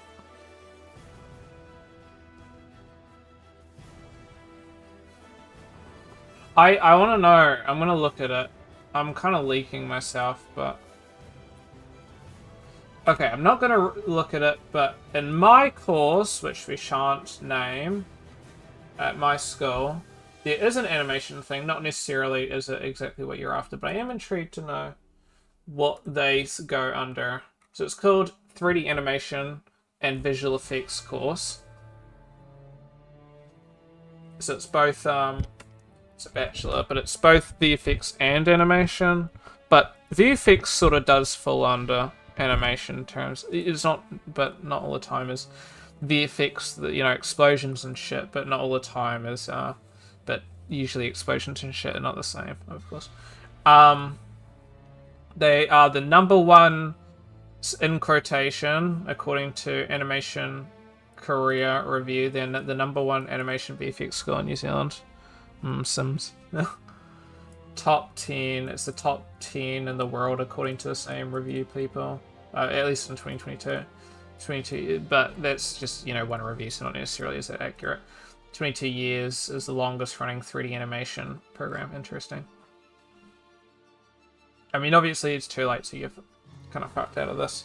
But what it would have been is you learn, first year, you learn animation rigging, modeling, surfacing, and lighting, which is the aim of this component is to provide students with skills to enable operation of contemporary 3D, yada yada yada. It's just, you know, scene creation and shit.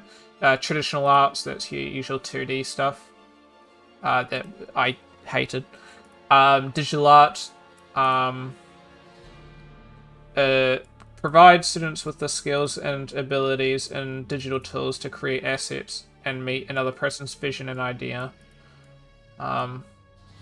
I guess it's pretty similar. You need to exhibit the effective use of design and art theory.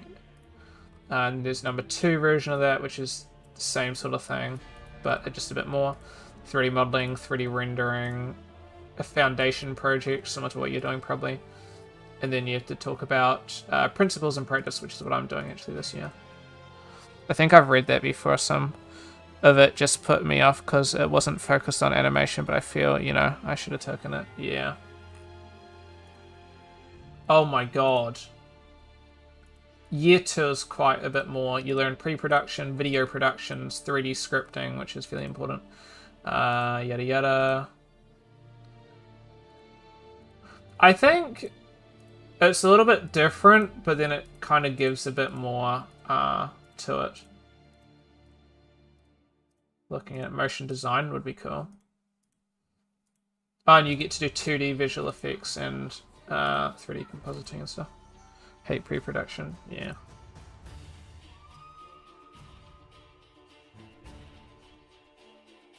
You actually hate it.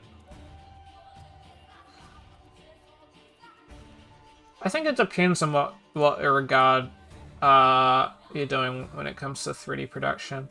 But that is storyboarding and shit, which I also dislike. I didn't like storyboarding because I just like getting into it.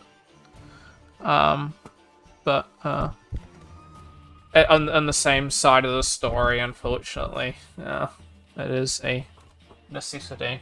So, bit of a pain. But one of those things that you kind of end up getting forced into. Is Flintlock still available? It is. That's pretty cool. I can close ZBrush though. I never really liked that sort of stuff though. My character's pretty good as a basis.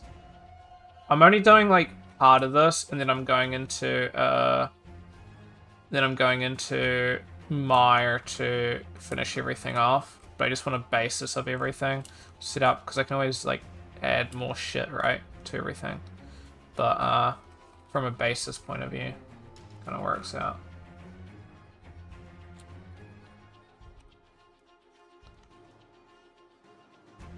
So, kind of does a pretty good job. I need to separate that. I just realized that merged. Annoying.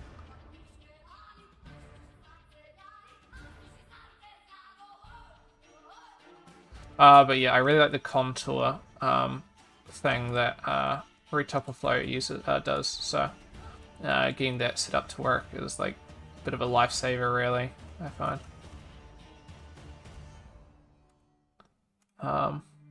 So that would have saved me a lot of time. Because otherwise it's a bit tricky. You have to set up a cylinder and then try to mold the cylinder into the shape, and then yeah, otherwise you do it manually, but then you get a shit result.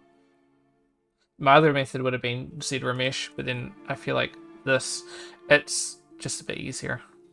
And it's actually a worse method, but it works well. What game? Oh yeah, so Elden Ring, the new DLC came out. Sort of sad. It surpassed. All reviews are only very positive in comparison. I don't know why these are different. Oh wait, Elden Ring, right? Not this. Oh, it's only very positive. It's overwhelming. Yeah.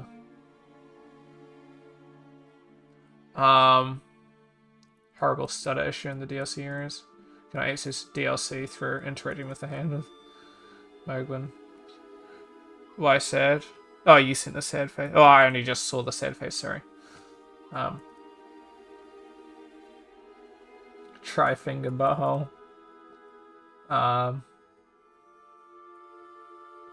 right, no, shit. I was halfway through explaining something. Yeah, no, I completely forgot, sorry. No, I was halfway through. This is like effectively irrelevant, but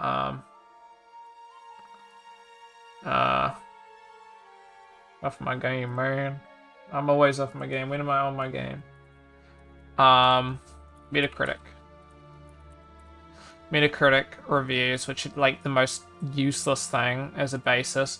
In my opinion, the most reliable, to an extent, basis to go about general public's opinion on something is based on Steam reviews. 100%.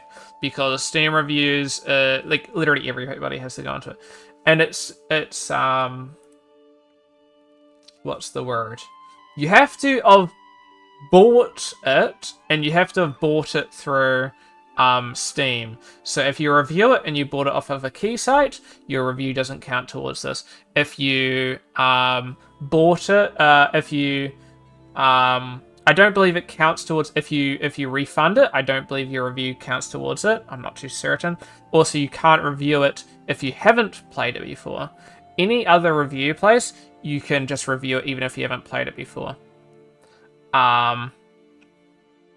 And there's a lot more that you can do in terms of reviews. Like you can review by negative. You can review. I believe you can review by a specific amount of hours.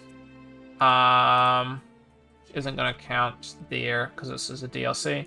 But if you were to review something like this, you should be able to review, for example, anybody with 100 hours. You can view that 96% of players that have played 100 hours vote it positive, compared to if we go by no minimum, only 93%. But obviously you'd expect that. How's it going, Big Grape? So I think this is more valuable than other shit. You do get the downside of sometimes people just do meme review, which is the most painful thing. Meme review is just frustrating, and it's just to get awards in Steam. Nothing more, nothing less. Because as like somebody who would develop something and would like if you give me a negative review on something, don't care as long as there's like you give reason to why you disliked it, because the only thing that is more frustrating than if you don't like something, tell us why you don't like it so then we can improve it, and that review can be positive because you therefore enjoyed it because we made a change based on your advice.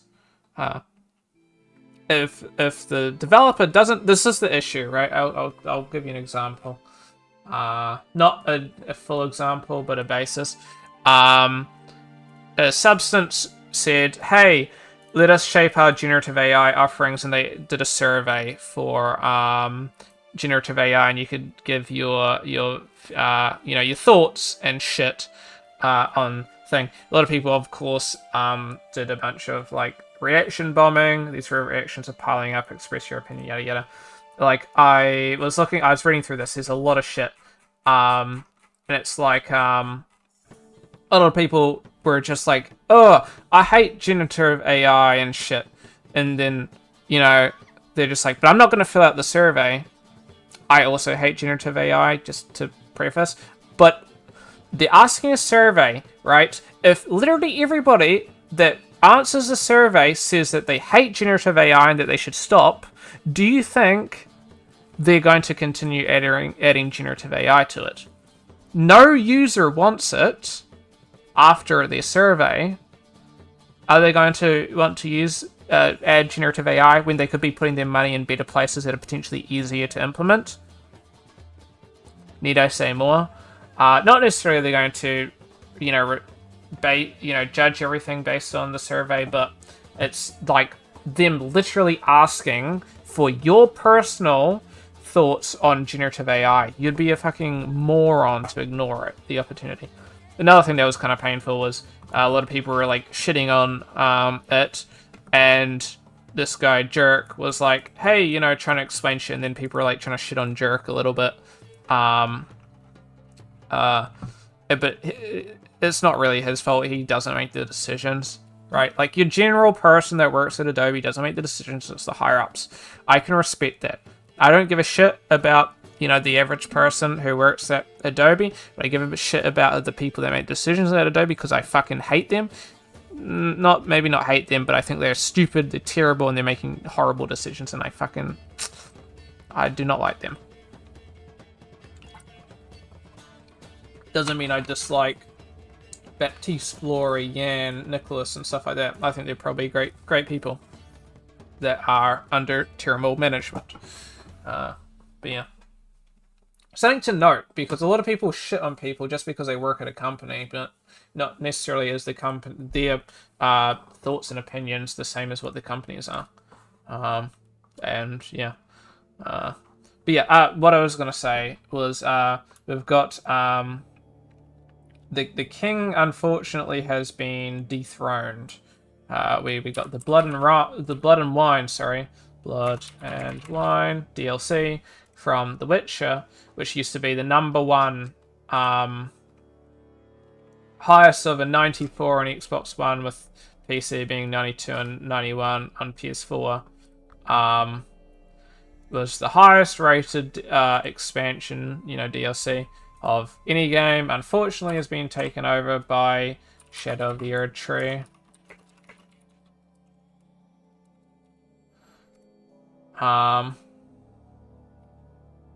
Fair enough. They're both probably great. So we got 93 on PC, 94 on Xbox, and 95 on PS5,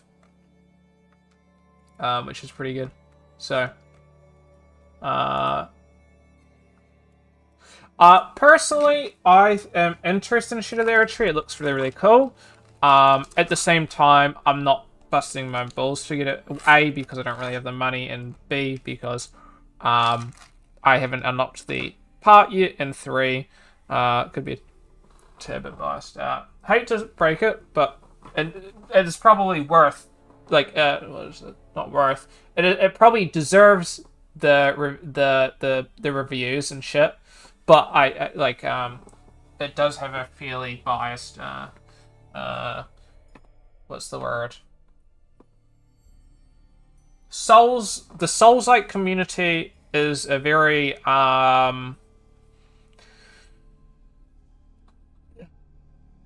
they hold strong emotions. A lot of communities hold pretty strong emotions, but Souls-like communities holds pretty strong emotions. It's like, Souls-like, you speak to a Souls-like fan. Oh, I'm kind of struggling. It's quite hard. Get good, buddy. You know what I mean? So, one of those things. So,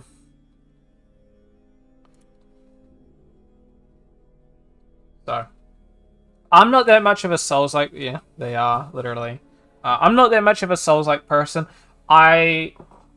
The Souls-like games I have are because I think the story and atmosphere and shit about it are really, really good, but not necessarily because I would probably rather Elden Ring not be as hard as it is. That's why I got something to make it a bit easier. But people like it because people like it. But it is unfortunate because now the industry is really pushing towards a Souls-like, I guess, style. Similar to how Fortnite really started the whole live service game shit. Now there's like ever since Elden Ring, it's been very much a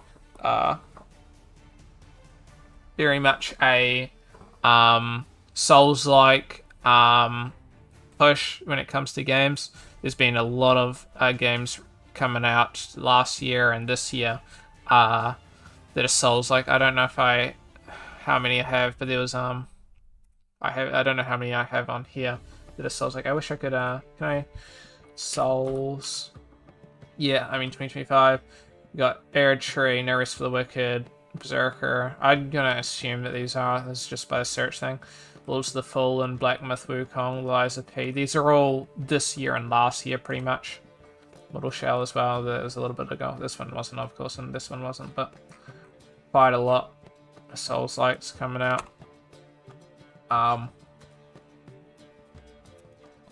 think, like, I can't remember which one it was, but I was watching one of the game events, and like half the games were Souls-like games. I'm like, I think some of the stories and shit of Souls-like games are pretty cool, but half of them being Souls-like, which are like, those are incredibly skill-based. Like, you're either good at it and it's a good time, you suck at it and it's just painful. That one bullshit parry. Yeah, I'm not a Mortal Shell player for half that reason. Don't really like how they went about including some of that. Warframe Light. Not necessarily. I think okay, I mean, if you were to ask what I would like, is I'd like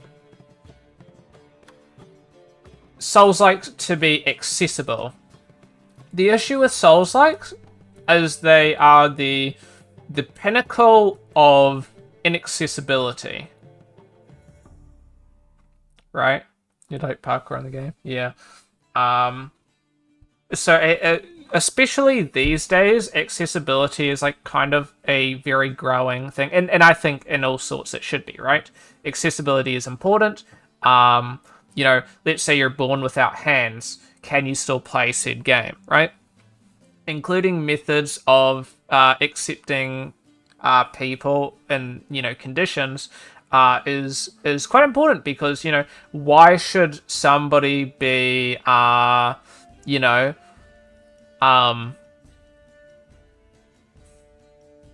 you know, it's kind of a tricky thing. On one side, should a game be accessible to everybody?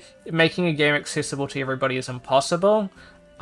Should a game be accessible? By all means, your game doesn't have to be accessible, but I do think accessibility is growing important, and I think in all senses it should be congratulated for having a game accessible. Very much like a Forza won accessibility a little bit ago for one of their things. And it's like, some people are confused. Like, you can literally play the game without fucking, like, the game effectively plays itself for you. It's that accessible. So if you're a child, you could play the game. If you have only one hand, you can play the fucking game. You know what I mean? Ultimately, you can play these games. Like, I've seen some things where you can, like, blow into a little piece and, like, move it with your mouth and shit to play around with some games like COD and stuff. But ultimately, I think increased accessibility. So the issue with Elden Ring and Souls-likes and stuff like that is they're inaccessible. One, they're skill-based, ultimately. So if you suck at it and you suck at Souls-likes, you're going to suck at them, right? Two, there's no like ways of making the game any easier. So I think, you know, not necessarily like the way that I look at it, right? Some people complain about that, but I look at it like, you don't lose anything about having increased range of difficulty, right? If you want your game to be hard, you can always put it to the hardest difficulty. If you want your game to be easy, you can always put it to the easiest difficulty, right? If you're playing Forza, right, you actually gain more credits by putting it on harder difficulties. Yes, that is encouraging people to put harder difficulties, but you still get credits by putting it to the easiest difficulty, you know, for whatever reason. Maybe you broke your wrist, you can't play the game as well as you could play without a broken wrist, so you need to decrease your difficulty in order to accommodate the lack of usability, right? So I think stuff like that, it's like there's other games that did it pretty well. For did this sort of stuff pretty well. I think The Last of Us, I heard. Sorry, ping. I was talking about. I'll talk about this. It's kind of interesting. But I think Last of Us did something about, like, they have specific audio cues and stuff like that you can turn on, so even if you're blind, you can still play The Last of Us, which I think is really, really cool. Don't know too much about it, and I don't remember if it's Last of Us or one of the other PlayStation titles, but stuff like that I think is pretty cool, and it takes quite a lot to be able to make it. So I think accessibility is important. Souls-likes aren't accessible by nature, and that's okay, and they shouldn't be judged based on that, but I do think it is a swing and a miss, and if I were to...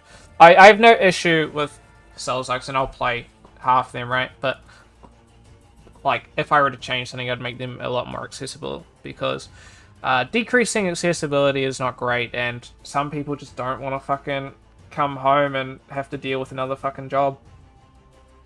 This was an interesting conversation we were having.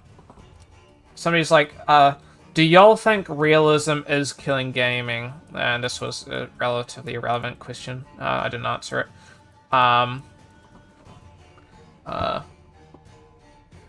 And, you know, does anybody have any thoughts on realism, and do they think that it's killing gaming?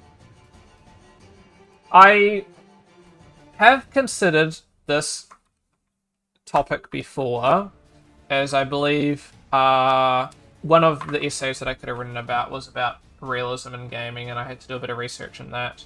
Although there was more realism and like FPS games, and does that correlate to violence?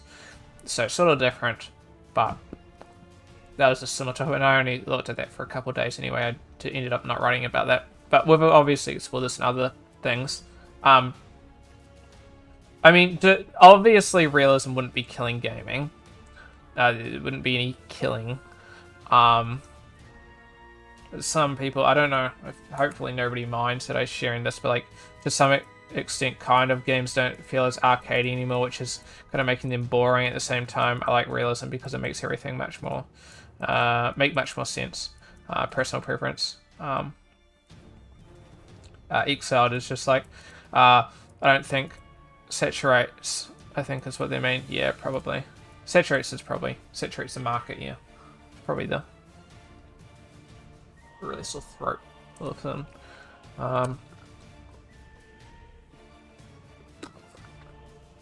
Okay. Oh man, that's so sore. It's not like it's not like constant sore, but it's just like it hurts from time to time, and it's sore. It does. It's an easy scapegoat, as people can say. The game looks good, but everything else sucks. When sure it could be the case, they focus on.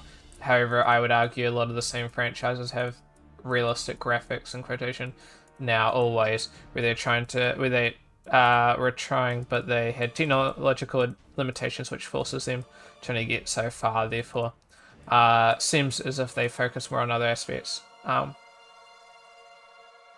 Yada yada. Oh yeah, and he also mentions if that was the case, these issues, then games like Last of Us, Red Dead 2, Ghost of Tsushima, and others wouldn't be as good as they are in theory. I'm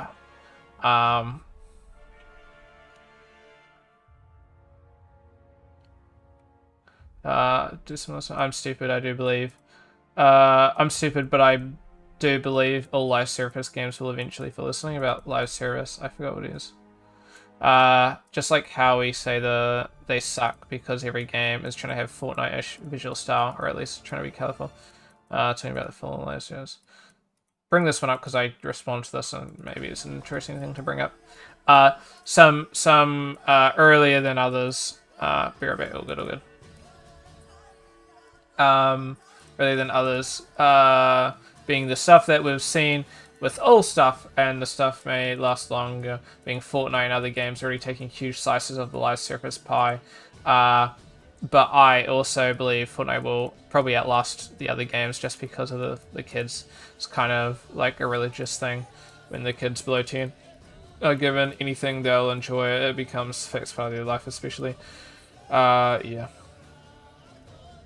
I'm not really say a beloved game like How Divers Will Fall, but yada yada. My response to it I thought was pretty interesting. Maybe you guys agree or disagree with my take, but I went kind of in depth into it. So in my response to do I think realism is killing gaming? Not really. Not really at all. There is a lot behind realism. When I mean that, I mean like realism can mean a lot of things, and not necessarily as realism a key thing, really. So like, there's a lot when it comes to designing realism. Like, is realism just the graphics, or is it the gameplay, right? You got Call of Duty making, you know, sliding and crouching and stuff like that now. Obviously, I mean, there was crouching before, but you couldn't do like sliding, and there wasn't some crazy weird movement system.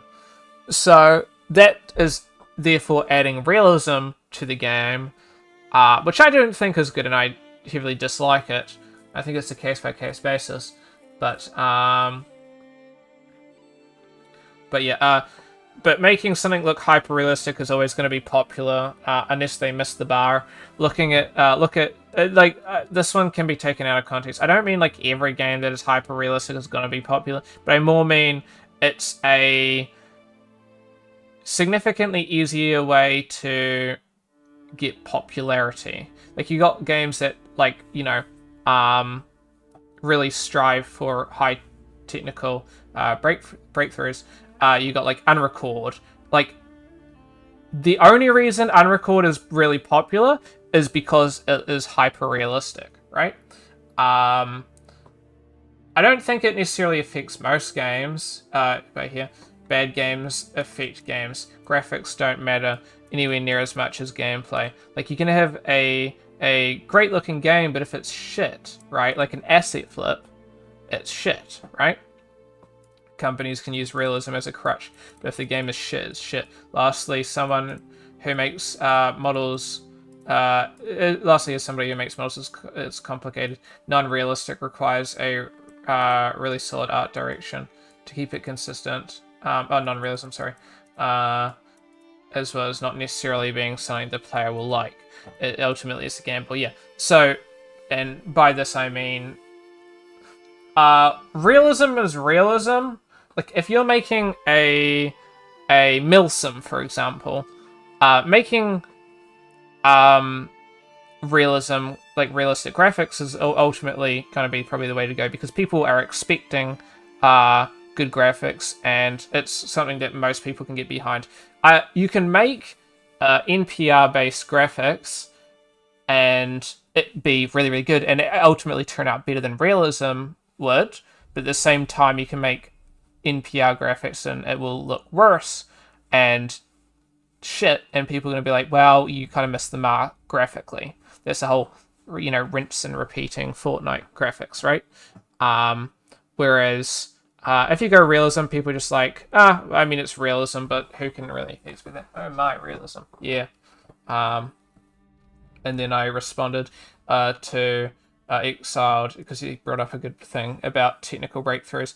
Exiled is pretty spot on in regards to technical breakthroughs. And in regards to definitely AAA, a great way to make sure your game is popular is through technical breakthroughs. As I mentioned before, we saw that with Unrecord. Unrecord wouldn't be as popular as it is. It's not even released yet, but it's got an incredible boost in popularity because of it looking insanely realistic. For anybody who doesn't know what I mean, Unrecord is this game that most people have probably seen if they're interested in games, and it looks insane. Yes, this is all a game.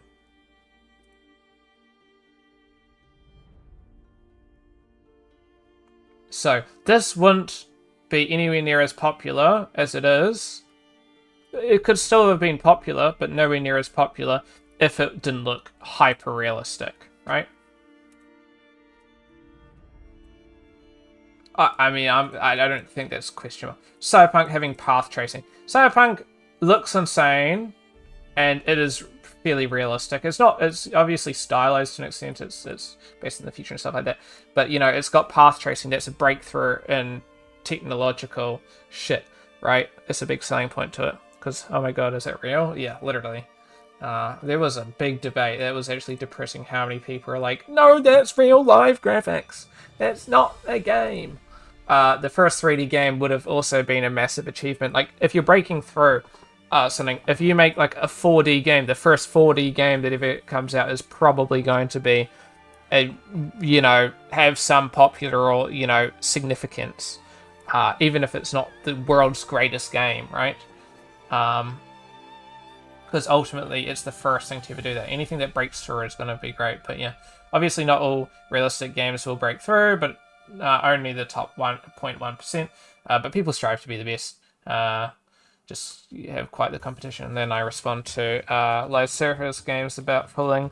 And I just respond, live service won't fall. You're sort of missing the term of it. Live service is more about constantly adding content post-launch than really anything else, which I believe is true. Live service can mean a lot more than that, but I think from a base level, live service is about constantly adding content post-launch. Live service is more technically about you're constantly live and you're working, there's lots of stuff being implemented into the online aspect of shit.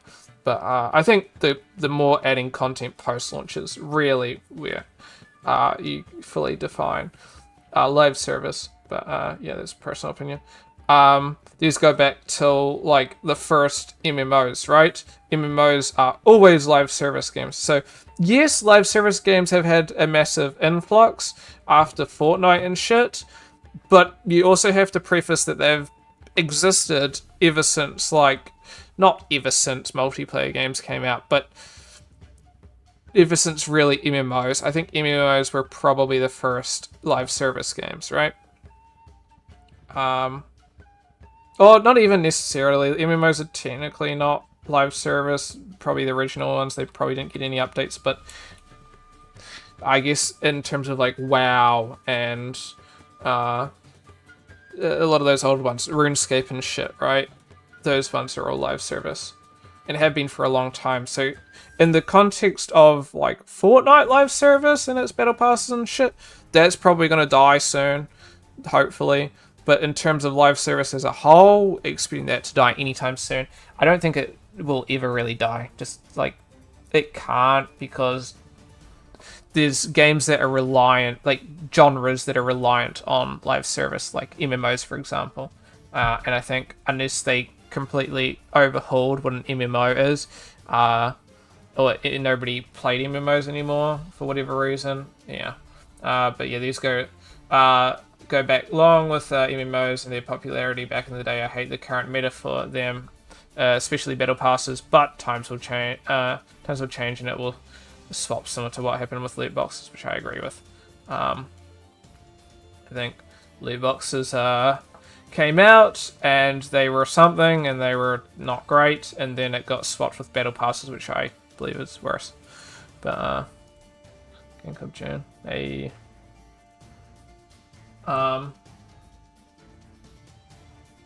that's my thoughts on that. I don't know. I thought that was kind of interesting. I mean, if anybody has any other thoughts about like realism and live service, feel free to shut up, because I'm down to have a convo or just run through some stuff. But by what I mean by a lot of that is not necessarily every game, but a lot of games. It is quite the generalization. It's 9:12. I want to hop off at 9:30. I'm so close to being finished. I'm just ranting at the point. I was going to play some games, but I'm like, I can't be fucked. I still have a little bit of a sore stomach, so it's not like 100%. So just dropped my butt. I got some JoJo books actually from the I found another section of manga. I thought there was only one section of manga, but there were two sections of manga at my library, like 5 minutes away. Well, it's more like 10 minutes away, besides the point. Walking distance it is. And anyway, so there's a bunch of stuff, and I was like kind of disappointed, because it's like there was so much like, there was so much like actual good shit. Hey Kesha, hope you're feeling a bit better now, my dude. But yeah, there's so much good shit. Like we're talking like Vagabond, there was Akira, there was a little bit of Berserk, there was JoJo's, I guess, and there was Gantz, even only one Gantz, Death Note, shit like that. Some like the top shit in terms of like manga. There's even Vinland Saga, but my issue was like there was never like the first like manga. It was always like starting from like 7, 8, 9, you know what I mean, and shit like that. I'm just like, oh, we got so close. But it's, I don't know, a bit painful. I already started a bit of I need to read some more Vagabond because it's so good, and I need to finish Berserk as well. I got a bit over halfway of Berserk and finish it. So I didn't even get the first JoJo shit. I got part 3, book 1, 2, and 3. But I've watched up to, I think, part 6 of JoJo, so I already know where it goes. I think JoJo, I was telling my mate about JoJo. Have I started Dungeon Meshi? No. I was planning on saying that in the weekend. Good, brother, feeling better now. That's good to hear, my dude. Sorry if I'm late to message responses. My phone's over there. What was I watching? I've been, in the meantime, I've been watching a bit of Witcher show again. Not because I like the Witcher show, but I'm judging, I think I talked about this last stream. With the Witcher, I've been listening to the audiobooks. I'm about 4 or 5 hours into the Witcher audiobook first book. I've read almost all the books, so it's not that. But I'm just audiobooking the Witcher books, and I'm just kind of now I'm at the moment just judging the short stories of like the first book compared to how they were interpreted and I don't know. You know, they kind of took the idea of the short stories and made them into the show. And it's like some of them they actually got really close. If you want my opinion, the first episode where they talk about the Butcher of Blaviken, that episode was done really, really well, and that one's pretty spot on. There's a couple of differences, but most of that's like it's minor, even coming from somebody who likes the books. You could skip over it and you're not missing anything too important.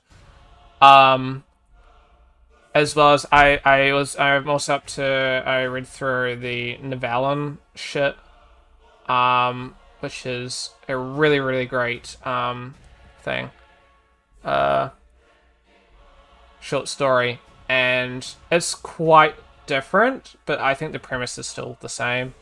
So it's like they got across some things pretty good in the shows, but that almost makes me feel even worse because it's like they're not like the stupidest thing. Like they got some shit right, but it's also a lot of their changes. It's just so terrible. So and then some shit they got completely wrong and they've fucked it completely. They like fully fucked it. So hate that. But no, I've been watching Archer. I really like Archer because I have a funny story with the show Archer. For anybody who doesn't know, it's Archer's this show. Yeah, there we go, Archer. You guys may have seen it. It's on Netflix. It's amazing. I really like it. Yeah. So my story behind that was my parents got me a shirt for Christmas, I think, of Archer, and they gave it to me. I'm just like, I mean, it's a cool shirt, but you know. And then I was talking to my mom a bit after it, and I'm just like, oh, I started watching Archer, by the way, after the shirt they gave me, and I was just like, just started watching it, and I'm just like, yeah. And she's just like, oh, what do you mean? And I was like, well, I hadn't seen it before. And she's like, oh, whoopsies. I got your Rain shirt. Good. And then she's like, good thing you like it then. So it is actually a good show, but I thought that was kind of comedic. But just side note, look at the size of fucking these projects. I got down to about 100 gigabytes, and I was at like 200 before. I'm like, where the fuck did all my storage go on my main thing? Make sure you delete your shit in your quick saves, okay? I had 80 gigabytes of files in my quick saves. ZBrush. These are like 5 gigabyte files. It's just kind of insane. These add up so quickly. And I'm like still deleting history and shit, and it's still adding up. So, bit of a pain. No, so I've been watching Archer, but I think I'm gonna just skip a bit of Archer and head to Dungeon Meshi because I do want to I do really want to watch it. I've heard such a good thing, and there's quite a few memes coming out of Dungeon Meshi, but I was mostly just waiting for it to fully release. Same with we got Mushoku Tensei still has a couple episodes which I'm waiting on. Konosuba has a bit. The Slime Dadaken show. Time I got reincarnated as a slime. Waiting on that as well as a couple things. Couple shows. But no, JoJo's is so good. The JoJo Bizarre Adventure. To me, JoJo's... This is an incredibly hot topic. Okay, so... There'll be few people that will agree with me on this one. Because JoJo's is quite the unique one, anime, and it's definitely not one I would recommend as like your first anime. But I think for anybody that is interested in anime, as has seen like a couple, in my opinion, JoJo's is so worth it because how do I put it? You'd be surprised. It's a complete meme, but you'd be surprised the amount of just memes and shit that come out of JoJo's Bizarre Adventure. It is in like normal meme society without anybody knowing. I'll see if we can find some memes. There's a lot of them. There's a couple that I can list off. JoJo, BA, memes. Is that a JoJo reference? Yeah, that's the whole stick behind it. I don't know if there's like a let's go popular memes that came from JJ, BA. I'm just gonna do this. Let's see. Ah, here you go. 10 times JoJo's proved to be. No, walk like an Egyptian. Yeah, it's literally. There's the old kick going. This one's not so popular though, I wouldn't say. But this one has been pretty popular. But it was me, Dio. Obviously, the to be continued. This was a meme for a long ass time. Menacing rumbling. This one I don't think is that popular, but it's kind of memey. I don't think I've seen that meme too often, but maybe you guys have seen it a bit. No, it's not that popular. This is like one of the most meme thing. Like, all anime fucking have this shit at some point in time. It's hilarious. There's a couple of things. These aren't that many. The steer animation. Yeah. There's a lot of memes that come out of it, and there's only like a couple things. So I think it's like, in the sense, the reason I kind of like it, I mean, I think it's a really good show, and there's like a lot of good shit that comes out of it. Dude, I don't want to keep having that car. What's it called? Like, it's, I don't want to say much because there's a lot of spoilers that come out of it, but it's like, in my opinion, probably one of the most unique anime out there, because it takes a lot of risks and it really doesn't give a shit, like, at all. When you see like JoJo's Bizarre Adventure out of context and it looks completely confusing, that's like the only context for that clip. Like, if people have seen the shows, they have about the same amount of context as out of context shit for half the time. So there's sometimes a bit of context, but it's still just weird as fuck. But it's one of those things where it's just like, they don't really give a shit. There's lots of deaths. Baki is just as weird. 100%. Baki is just weird. Motherfucker could be like... Oh, there was a clip recently of Baki. Baki's so good. Baki is so good. I so recommend people watching Baki. I probably wouldn't recommend it to you, Amy. I mean, maybe you'd be interested in it, but it's a very obtuse anime, such as JoJo's. And eating. Yeah, that's the thing. Motherfuckers be like, you know, like, making up shit, and his like dad was like making him a meal out of just like nothing and out of his imagination. My guy just fucking drinking it. Yeah. it's Baki's so worth watching.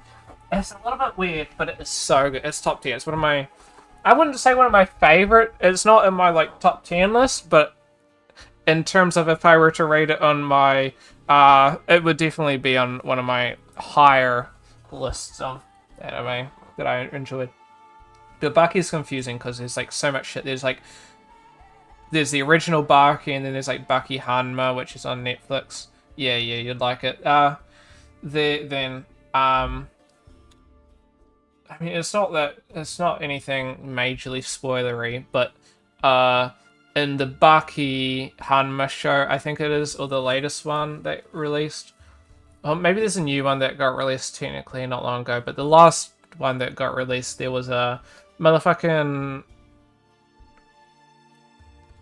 caveman got caught in ice after fighting a T-Rex, and then got frozen, got uncovered, and then wanted to like eat people, and it was so weird. And then the whole season was pretty much just like all the martial artists wanting to fight this caveman to death.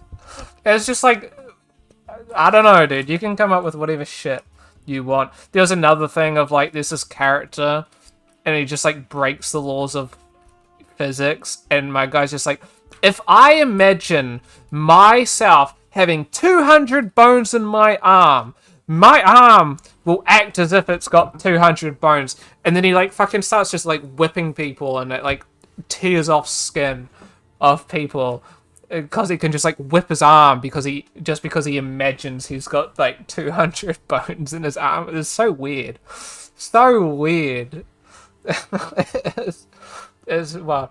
There's a couple of shows that are like that. They're just wild as fuck. And no, I think there's a show coming out. It's similar to the old Ghost Stories. That shit was just wild as fuck. The dub. People are just like, huh? How, like, breaking kind of rules that were never explicitly stated. You know, it's like, oh, actually, I'm surprised there's not more shows that are just like this memey, because it's just comedic at this point. Oh. But,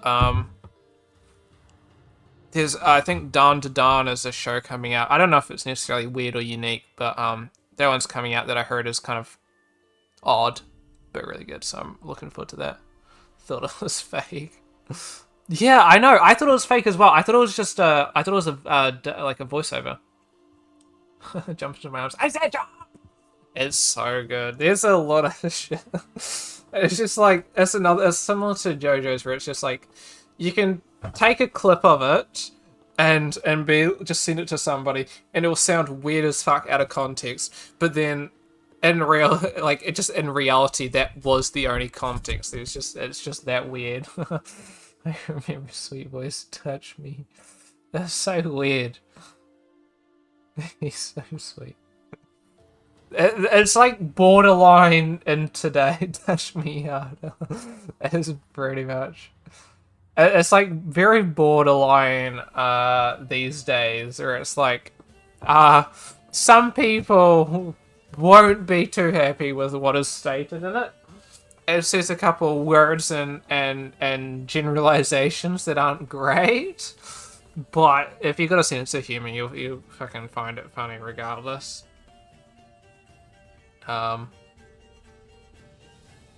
There's a lot of real good shit out like that. Yeah, I love the dyslexic scene. There's too many good scenes out of it.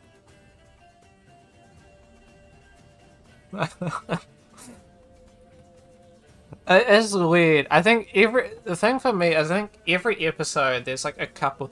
It's just kind of, I find it a bit of a hard watch, unfortunately. Otherwise, where can it be watched? Crunchyroll, which is a bit painful because you'd probably have ads, I think. But I can show you. I'll send you something. Here's the free way to watch it. I believe that. Or maybe it's something else now. That might not be it, actually. Never mind. It's called something different now. Huh. Wait, you have it?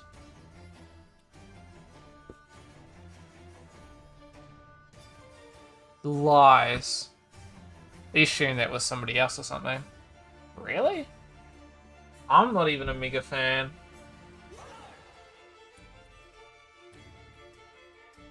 Oh. I just have the basic premium. Half because I can't fucking... it's quite... I found it quite... well, then again, I probably need to wait till I get a job again. But, I would say it is worth it because I keep getting stupid pop-ups where I will... You cancel your membership? Oh, really? Huh, that's weird. I got fucked over because... not fucked over. I keep getting fucked over because I'll be, like, watching anime on here, then I'll go to, like, eat some food or something in the other room, so I'll grab out my phone, right? And then I'll make sure to close the fucking tab, and then I'll go on my phone and it says, another viewer is watching on your account. Make sure to stop them. And I'm just like, you motherfucker, dude, I closed that tab like 5 minutes ago. So, it's a bit painful. Yeah. So, arguably I should, if I get a job again, maybe it'd be worth, but, good one is, yeah, you got, what's it called? Ghost Stories. The only downside I have with it is, it's really good. No, it's fine, it's fine. I appreciate it, though. The only downside, I think, is like it's so good. Like those moments are so good that it's like everything else kind of gets what's the word? Sort of fucked over. So it's like anything that isn't like random as fuck, you can just like, okay, we gotta wait until we get the other thing. Billy is it, by the way. No. It's all good, it's all good though. There's a couple shows. Hold on, let me go through my watch list and try to find shows that are random as fuck that I really, really like. Waiting on this one. I haven't actually watched anything of this. That's me just looking to see what's dubbed or not. I'm really fucking myself over here sharing what I watch. Some shit that I watch is because it's just like fucking random shit. This one's really good, but it's not random. Ahurin-san. It's like a wholesome anime.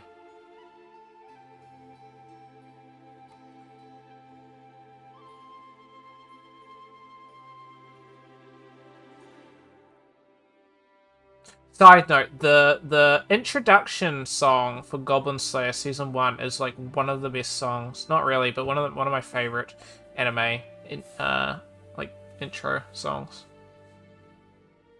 It's a bit of a weird bop, but once you get into it, it's like bass. Oh, that's the thing about JoJo's. I can't share, obviously, because of copyright. JoJo is unironically, I think, has the best like opening and ending songs out of like any anime series. It like every season just hits its banger after banger after banger. I don't know how they do it. I randomly watched an anime called Pumpkin Scissors. Never heard of it. That is a very random one then, probably. I mean, it's not like I know every one, but I know most of the bigger ones. This better not be some Ichi type of shit. Pumpkin Scissors. Maybe I have heard of it.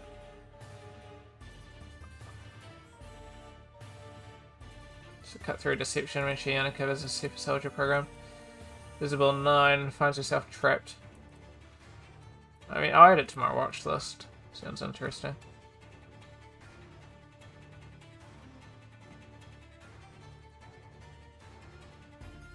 What else do we have that was random? Gintama is really, really good in that sense. But Gintama is subbed, not dubbed, unfortunately. There's a PP joke. So I haven't really watched Gintama, unfortunately. As much as I really would want to. You just kind of lose half of the jokes because it's not directly translatable sometimes. So you're not watching it in, like, double something. Oh, there's another one that was really, really good. I can't remember what it was called, though. I don't think any of these are particularly funny. Like, there's, like, funny things. Like, Chainsaw Man has a lot of really weird shit going on, but it's not, like, crazy good. I'd recommend watching it, though. It's got some insane animation.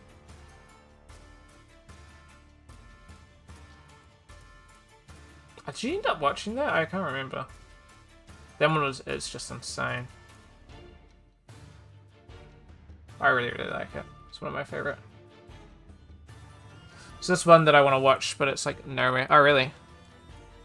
It's so good. I'm so looking forward to the next one. It's one that I've seen a couple times, but I haven't watched it. It's called Gate anime. It's just a bit of an oddball one. I don't know really anything about it, but what I do know about it is it's like all I know is it's effectively there's a massive like gate, like teleportation gate type of thing, and then for whatever reason, I would like to have the manga. Yeah, that'd be so good. But basically it's like normal like like military kind of shit, you know, tanks, helicopters, you know, and infantry and so forth go to like a world of magic and they like fight each other and shit like that. Kind of like a really odd but cool concept. Nah, one that just looks insane is like Berserk and Vagabond. Vagabond. Another one that may be worth your while then, if you're interested in some of those ones, is kind of like watching Vinland Saga. I'm always a one to recommend Vinland Saga, but they have some insane animation. It's just like some of the stories and that shit is too good. But it's not. I know you're not like the biggest anime watcher, so that also I can understand that point of view. Vagabond, cool panels. Vagabond and Berserk just have some like insane panels. There's stuff like these kinds of like manga that is just like insane to have. Just like there's some sick panels.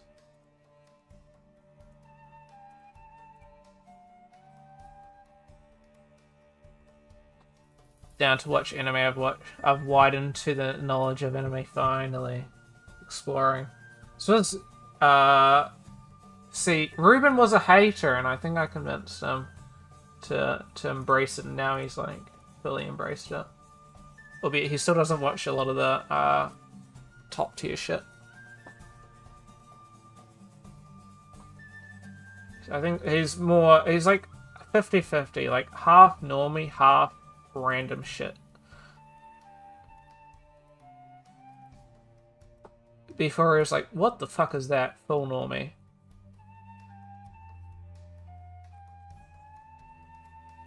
That was weird.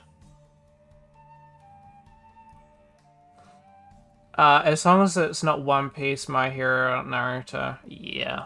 But I agree with that. I don't find those that entertaining either. Unless there's like reason to it, like it's a bit of a spoiler, but without saying too much, JoJo, for example, it sort of like resets every season. That's all I can really say. It sort of resets every season, but then like Naruto and like My Hero, One Punch, One Piece, Bleach, stuff like that.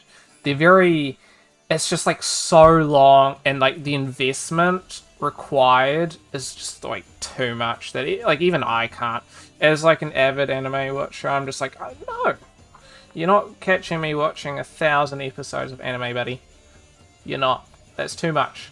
Even if it's like really, really good, good on you for having a really, really good anime, but it's the investment time is way too much. I cannot deal with that. So for me, I'm usually like, I'm gonna try and Devilman Crybaby. I forgot why I stopped. Yeah, I watched a bit of that as well, I think. Or maybe it was one of those shows. Can't remember which one it was. Maybe it was Devilman Crybaby. Maybe it's because you recommended it. I can't remember. I was watching something similar to Devilman Crybaby. No, it wasn't Devilman Crybaby. It was something similar. I forgot what it was. It was on Netflix.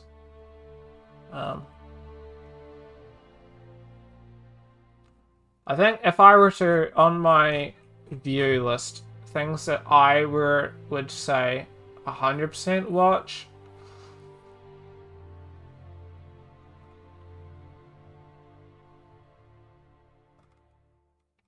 Frieren is insane. I think it's worth watching. The start's alright, but it picks up halfway. It sort of finds its pace halfway. Not saying that the start's bad or anything, but it's like, if you look at it in the context that people think of it as the best anime that exists, I don't think the start pulls up as good. The second half of it is still not, in my opinion, the best anime that exists, but I think it is definitely up there. That's one of them. I remember, Edge Runner, oh dude, same. Yeah, that was so good. Studio Trigger's great, actually. Studio. I mean, you've been getting into some Studio Trigger stuff. Studio. There was a Zone 100. Kind of like it. Zone 100. It's unique, but it is pretty cool. It's pretty cool. But I wouldn't call it like. It's not anything like amazing, but if you like it, I think that opens up some doors. If that makes sense. I remember trying to get. It looked like it. Looked like you resent that message, but you didn't. I was gonna say. All right, Studio Trigger. There was something. There was a. They've done some really good shit. They did Kill la Kill, which is good, but I think what I would recommend potentially watching. Oh yeah, it's been confirmed the new Delicious Dungeon. Well, something that I think you would really like, genuinely, Primari. I watched this in the movie theater. So cool. And it's very trigger. I think Primari is similar to... Not similar, it is similar to Fire Force, wherever it is. Which is really cool, which you wouldn't have seen, but Fire Force is really awesome. Weird at. Good question. It might be on Crunchyroll. I watched in the movie theaters when it came out, so I have no real clue. It's not here. It might not be on anywhere, to be honest. Primari, where to watch? It's probably on. It's either High Dive or nothing. So it says this on Crunchyroll. This just won't be in New Zealand, is all. The greatest anime film, I guess that's a good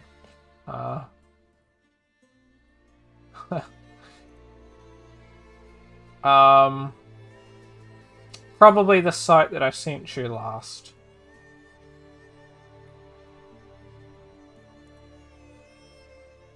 Because I don't think it's available anywhere.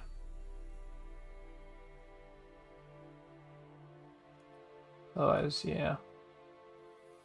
The site that I sent has pretty much everything that exists, so... Which is painful. This is the thing with anime. There's a lot of anime, and Crunchyroll is probably the best to get, at least in New Zealand, but they don't have a lot of the older shit and more obscure stuff. Mostly just stuff that's coming out. And they have a lot of older shit, but like there's stuff like Konosuba. They only have the latest season of Konosuba. Nothing else has Konosuba season 1 and 2, I believe. The only season that is available to stream legally is season 3. And like same with Initial D. Or maybe I think something might have Initial D now, but for a very long time nothing had Initial D. So stuff like that. That's the annoying thing about anime. Then anime is a little bit weird to like normal TV shows.